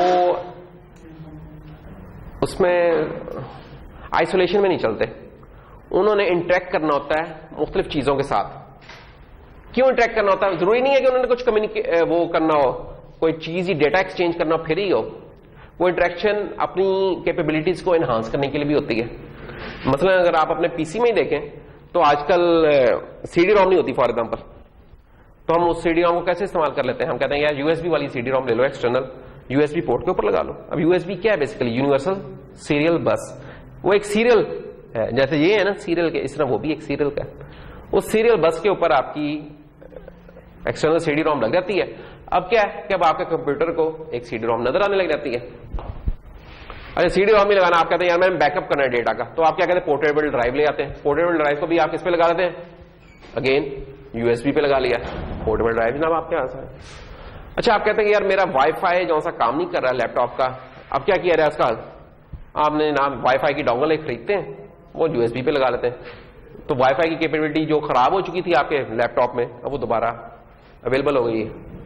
इस तरह एक यानी कि रेंज है कि आपके पीसी में कोई चीज लैग करती है तो आप क्या करते हैं, उन सीरियल उनके ऊपर जाके वो एड ऑन कर सकते हैं। और कुछ नहीं तो आजकल एक जो सबसे बड़ा एक काम करते हैं वो यूएसबी वगैरह के थ्रू क्या करते हैं, और कुछ नहीं तो फोन ही चार्ज करने लग जाते हैं। ठीक है कि यार फोन ही चार्ज हो जाएगा।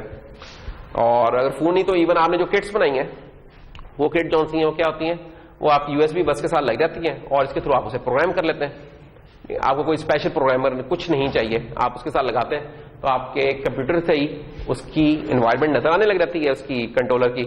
आप उसे डिबग भी कर सकते हैं, प्रोग्राम भी कर सकते हैं, सब कुछ कर सकते हैं। तो ये है कुछ फायदे कि जो आपको चाहिए होते हैं इस तरह के कम्युनिकेशन इंटरफेस, जिससे आप अपनी कैपेबिलिटीज को क्या कर सकें, आर्गुमेंट कर सकें या उन्हें कोई एडिशन कर सकें चीजों के। तो इसलिए आपको चाहिए होते हैं।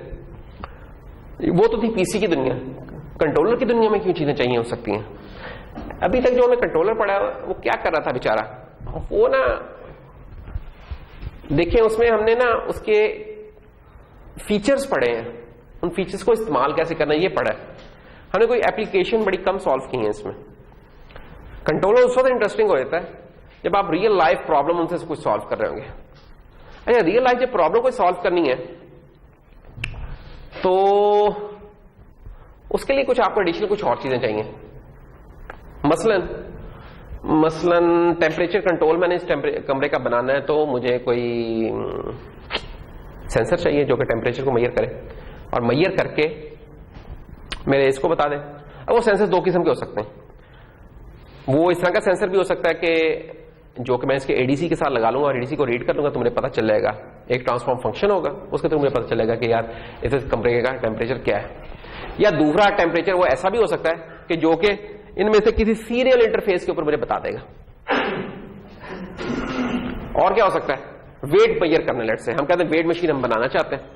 वेट मशीन क्या है कि बजाय कि मैं देखूं क्या वेट हुआ है, मैं चाहता हूं कि जब भी मैं वेट मशीन के ऊपर खड़ा हूं और वेट मशीन सिर्फ मेरे इस्तेमाल में तो मैं चाहता हूं कि वेट मेजर हो के खुद ब खुद मेरे मोबाइल ऐप के अंदर आ जाए, पता चल जाए।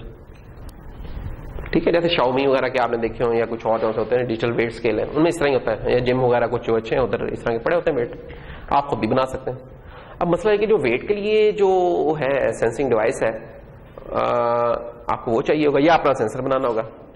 तो क्या किया होता है, जो लोगों ने सेंसर बना के रखे हुए हैं ना, वो नॉर्मली जो थोड़े से भी कॉम्प्लिकेटेड कुछ सेंसर्स होते हैं वो क्या करते हैं, वो डिजिटल आउटपुट देते हैं। और डिजिटल आउटपुट वो किसके ऊपर देते हैं, इन जनरल वो इनमें से किसी कम्युनिकेशन इंटरफेस के ऊपर दे रहे होते हैं। ये एक रीजन है इनको स्टडी करने की। बिल्कुल कोई सादा सा है जैसे टेम्परेचर सेंसर है, वो शायद बेचारा एडीसी से भी कर लेगा, या आपने कोई वोल्टेज वगैरह मेजर करनी है तो वो आप एडीसी के ऊपर लगा के भी कर लेंगे। लेकिन जैसे थोड़ी सी कम्प्लेक्स होती है सेंसिंग जो एप्लीकेशन है तो वो चीज आप डायरेक्ट एडीसी पर नहीं लगा रहे, तो वो डिजिटल इंफॉर्मेशन देता है। वो जो डिजिटल इंफॉर्मेशन देता है वो किसी सीरियल प्रोटोकॉल पे वो दे देता है, तो इनमें से किसी सीरियल प्रोटोकॉल के ऊपर दे सकते हैं। तो हमें बहुत सारे सेंसर्स हैं, अगर आप चेक करें ना उसको, कोई भी ऑनलाइन शॉप जो सी है, ठीक है, स्पार्क फन वगैरह जो से स्पार्क फन किए जाए तो बहुत सारे सेंसर्स मिलेंगे आपको, या आर्डिनो वगैरह के सेंसर देखें। कुछ और है वो क्या होता है, वो इनमें से किसी के साथ बोल रहे होते हैं। इनफैक्ट आपको जो हमने किट दी है, किट के ऊपर ना क्या कि एलसीडी नहीं लगी हुई है। एलसीडी आप डायरेक्ट भी लगा सकते हैं पैरेलल में, यानी कि जीपीआई इस्तेमाल करके। और एक और एलसीडी आपको मार्केट से मिल जाएगी 200-300 रुपए की, जो कि क्या है I2C के साथ बात करती है, यानी कि आपको सिर्फ 3 या 4 लाइनें चाहिए होंगी और वो I2C इंटरफेस इस्तेमाल करते आपके कंट्रोलर के साथ जुड़ेगी, तो एलसीडी भी आपके जो बोर्ड है उसके ऊपर फैसिलिटी अवेलेबल होगी। बल्कि अगर किसी को वो सर्किट चाहिए तो हमें वो भी बना के रखा, वो पता नहीं अपलोड किया हुआ कि नहीं किया, वो आप इस्तेमाल कर सकते हैं। उसका फायदा क्या हो रहेगा कि बेसिक डिबगिंग देखनी हो ना कि यार इस वक्त कंट्रोलर में क्या हो रहा है, तो आप स्क्रीन के ऊपर प्रिंट करा सकते हैं। तीसरा काम क्या कर सकते हैं, तीसरा काम जो सबसे ज्यादा इंटरेस्टिंग हो सकता है, अगर हम यूआर्ट की बात कर रहे हैं तो हम ये कर सकते हैं कि अगर हम अपने कंट्रोलर में यूआर्ट को अनेबल कर लें और हम यूआर्ट के ऊपर उसके जो मुख्तलिफ मैसेजेस हैं वो भेजना शुरू कर दें, तो उन मैसेजेस को हम अपने लैपटॉप पे रिसीव कर सकते हैं। वो कैसे? हमारे जो कंप्यूटर्स हैं या जो लैपटॉप्स हैं इनके अंदर भी यूआर्ट होती है, और अगर नहीं है तो वो लेके आई जा सकती है। कैसे? जो आपके लैब में कंप्यूटर्स पड़े हैं उनके अंदर सीरियल पोर्ट भी मौजूद है। वो कैसे पता चलता है कि एक DB9 कनेक्टर होता है, जैसे ये VGA वाला कनेक्टर है ना, इसके अंदर तो ज्यादा पिन है। एक होता है DB9 कनेक्टर, वो भी इस तरह की शेप होती है, उसमें ऊपर ये 5 हो जाएंगे, ये DB9। ये DB9 कनेक्टर एक निशानी होती है कि या सीरियल पोर्ट इधर भी है।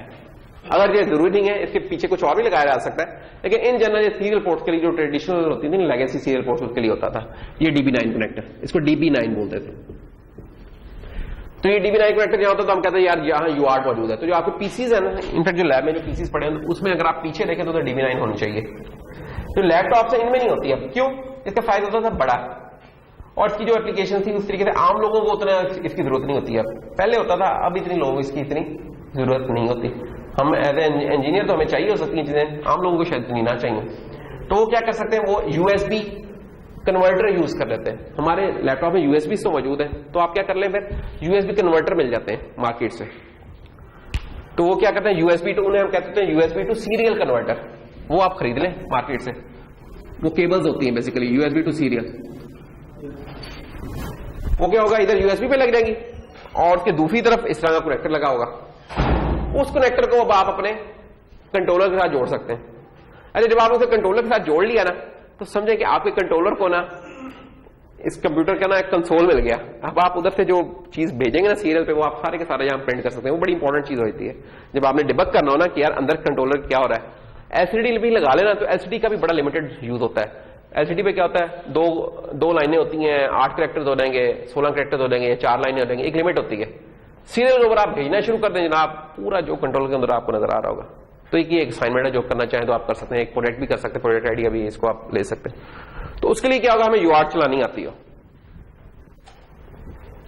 तो जनाब हमारे पास जो इधर पिक में मौजूद है ना, वो है एनहांस्ड, बड़ा मुश्किल सा नाम है ये लोग कर देते हैं, enhanced universal synchronous asynchronous receiver transmitter.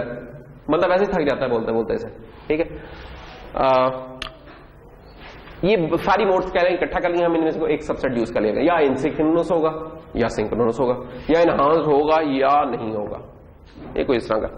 तो खैर EU60, अच्छा इधर लिखा EU60, ये उसी का ऊपर वाले का मुखाफफ कर दिया है। इन जनरल हमने इसमें क्या करना, हमने इसमें से यूआर्ट करनी है, यूनिवर्सल एसिंक्रोनस रिसीवर ट्रांसमीटर। तो इससे शुरू करते हैं, यूआर्ट पे आ जाते हैं, एक दो लफ्ज ड्रॉप करते हैं, एक दो स्लाइडों तक, ठीक है। तो इधर serial I O communication peripheral, also known as serial communication interface. तो serial communication interface, serial communication interface को इन जनरल कंप्यूटर आर्किटेक्चर या दूसरी चीजों में SCI के साथ नोट किया जा रहा होता है। It contains all clock generators. Synchronous का जब भी लफ्ज आए डिजिटल की दुनिया में, तो याद रखें इसका मतलब ये होता है कि क्लॉक शेयर हो रही है दो डिवाइसेस के दरमियान। जब भी सिंक्रोनस का लफ्ज आए कि क्लॉक शेयर हो रही होगी, कंट्रोलर की जो क्लॉक है जिसके साथ कम्युनिकेट करना चाहे उसके साथ शेयर हो रही है। एसिंक्रोनस है, इसका मतलब क्लॉक शेयर नहीं हो रही। क्लॉक शेयर नहीं हो रही, उसकी वजह से ज्यादा सिंप्लीफाइड भी हो जाता है, और इसलिए हम उसे पढ़ भी रहे। तो खैर, तो क्लॉक जनरेटर चाहिए फॉर सिंक्रोनस, और शिफ्ट रजिस्टर डेटा बफर्स चाहिए होते हैं जो कि इसे सीरियल के साथ छेड़ने के लिए चाहिए। अच्छा, can also establish asynchronous connection which makes it unique for some application. ये जिस चीज को कह रहे हैं ना कि कैन ऑल्सो एस्टैब्लिश, हमने इसी चीज को पढ़ने जा रहे हैं इस लेक्चर में। अच्छा, फायदा क्या होता है, मसलन देखें कुछ चीजें ऐसी हैं कि जिनमें आपका पॉसिबल ही नहीं है। फॉर एग्जाम्पल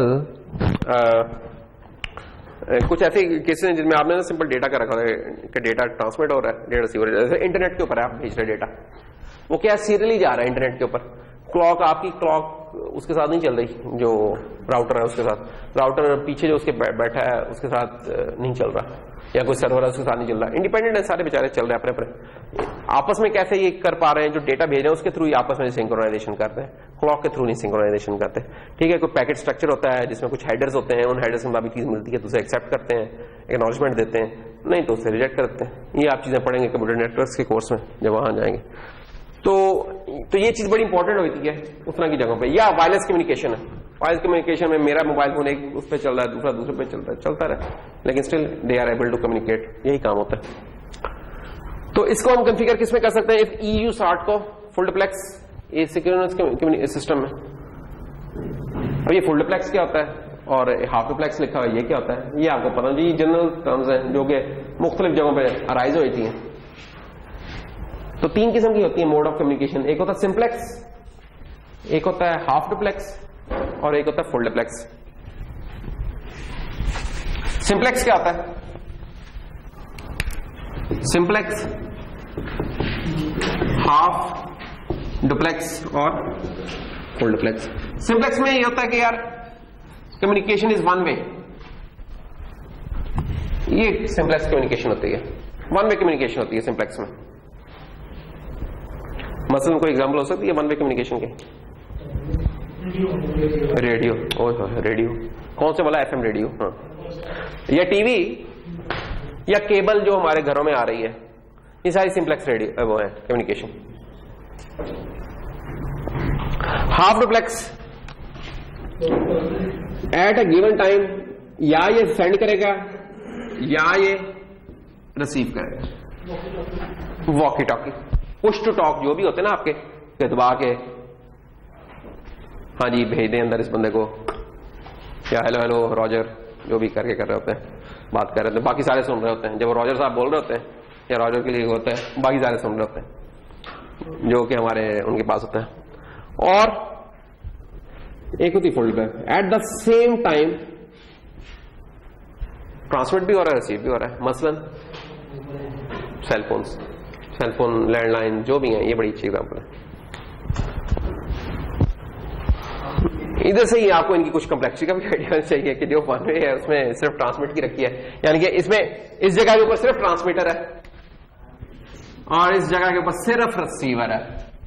ठीक है, जैसे डिश रिसीवर हम कहते हैं, डिश ट्रांसमीटर नहीं कहते, डिश रिसीवर। क्या उसमें चाहे रिसीव करें, ट्रांसमिट वाला काम तो हम कर नहीं रहे उससे। रेडियो रिसीवर्स होते हैं हमारे पास जो गाड़ियों में लगे हैं या घरों में मौजूद रेडियो रिसीवर्स हैं। और ट्रांसमीटर, इन केसेस में ट्रांसमीटर का तो बड़ा जिनसा होता है, टावर लगाया हुआ है PTV वालों ने एक जनाब मरी में, जिससे पूरे इस पोटोहार के रीजन में कवरेज हो रही है। या FM 100 है, FM 89 है, उनके जनाब हैं बूस्टर्स हैं लगे हुए, वो जितने एरिया में कवर कर पाते हैं वहां तक रिसीव कर लेते हैं। तो एक तगड़ा सा ट्रांसमीटर लगा और काफी एरिया को कवर कर रहा है।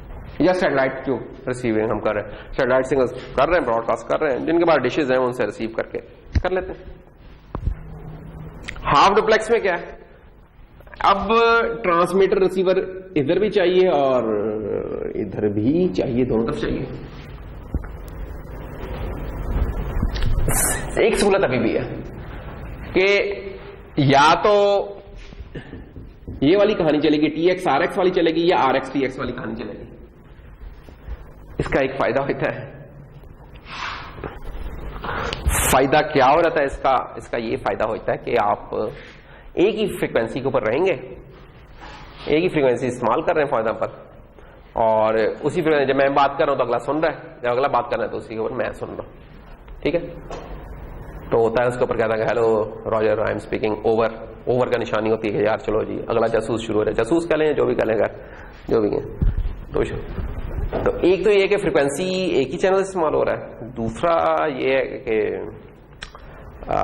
प्रोसेसिंग अगर हम देखें तो या ट्रांसमिशन की प्रोसेसिंग हो रही है या रिसीविंग की प्रोसेसिंग हो रही है, कोई एक हो रही है, दोनों चीजें इकट्ठी नहीं हो रही, तो आप हाफ लोड कह लें चलो। फुल डुप्लेक्स में जरा दोनों ही काम हो रहे हैं, मैं बोल भी रहा हूं सुन भी रहा हूं, ठीक है ना। तो एक तो ट्रांसमीटर और रिसीवर दोनों एट द सेम टाइम चल रहे हैं, और फिर ये होता है कि हमें दो चैनल्स चाहिए। अब एक ही फ्रीक्वेंसी के ऊपर हम दो नहीं भेज पा रहे हैं, तो हमें फ्रीक्वेंसी डुप्लेक्स चाहिए। एक थोड़े देर पार्टीशन के साथ एक फ्रीक्वेंसी पे हम ट्रांसमिशन का चल रहा है, एक के ऊपर रिसीविंग का चल रहा है, ये दोनों चीजें चाहिए। ये है कुछ थोड़ी सी गड़बड़। ये चाहिए वायरलेस के केस में, या वायरलाइन के केस में हमें 2 तारें चाहिए, एक ट्रांसमिट की तार, एक रिसीव की तार, ठीक है ना, इस तरह के खाते चाहिए।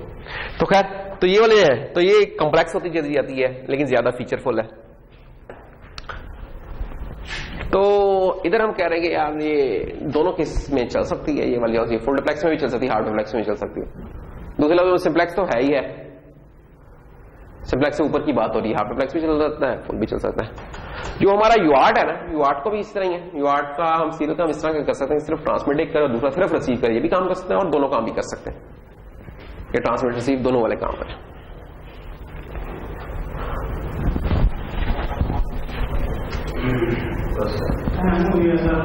कौन सा टाइम हो गया? हमारा लेट लेक्चर शुरू हुआ था आज, 6 मिनट लेट शुरू हुआ था, 6:05 हो गए। मेरी घड़ी में दरअसल अभी 6:04 हुए, तो मेरी घड़ी के 6 मिनट लेट शुरू हुआ, तो मेरी घड़ी के चलना चाहिए ना। रेफरेंस एक होना चाहिए, ये याद रखना, नहीं तो टाइमिंग जो सिंक्रोनाइजेशन है ना, इसमें बड़े इश्यूज हो सकते हैं। अच्छा बस थोड़ी सी, बहुत थोड़ा सा। अच्छा तो अच्छा EU, अभी तो EUSR की बात हो रही है, अभी UART पे तो अभी गए नहीं, अभी तो जरा जो ऊपर वाले हैं ना अंकल, उनकी बात हो रही है, उसमें आ गया कि एसिंक्रोनस में जनाब हम जो फुल डुप्लेक्स है उसमें हम ऑटो वेकअप पे भी चला सकते हैं, ऑटो बॉड कैलिब्रेशन भी हो सकती है, पता नहीं कि क्या नाम है, वेकअप, ऑटो वेकअप, ये क्या चीज होती है, ये तो शायद हमने डिस्कस किया हुआ है कि अगर स्लीप में गया हुआ है आपका सिस्टम, तो आप कोई इंटरप्ट भेजते उसे दोबारा फुल रनिंग ऑपरेशन में ले जा सकते हैं। तो हम कह रहे हैं कि ये सीरियल का हमारा है जो मॉड्यूल है, ये सपोर्ट करता है कि उसे स्लीप से वेकअप हालत में लेके आता है, तो ये उसको सपोर्ट करता है। ये चीज हमने पहले भी डिस्कस की है, दोबारा कर ले। एक होता है बॉड रेट, होता है चेंजेस पर सेकेंड, तो वो ना बेसिकली ये ऐसा ही है कि हमें बताने की जरूरत होती है कि हम किस रेट के ऊपर भेज रहे हैं डेटा, तो अगला बंदा जब उसी रेट के ऊपर सेट करेगा तो तब वो सही तरीके से उसे रिसीव कर पाएगा। अगर रेट डिफरेंट है तो फिर वो सही तरीके से रिसीव नहीं कर पाएगा। अगर मैं 2 kbps पे डेटा भेज रहा हूं, अगला बंदा 1 kbps पे रिसीव कर रहा है, तो गड़बड़ हो जाएगी, या अगला हाई पे कर रहा है, मैं लो पे कर रहा हूं, गड़बड़ हो जाएगी। तब दोनों का सेम होना चाहिए।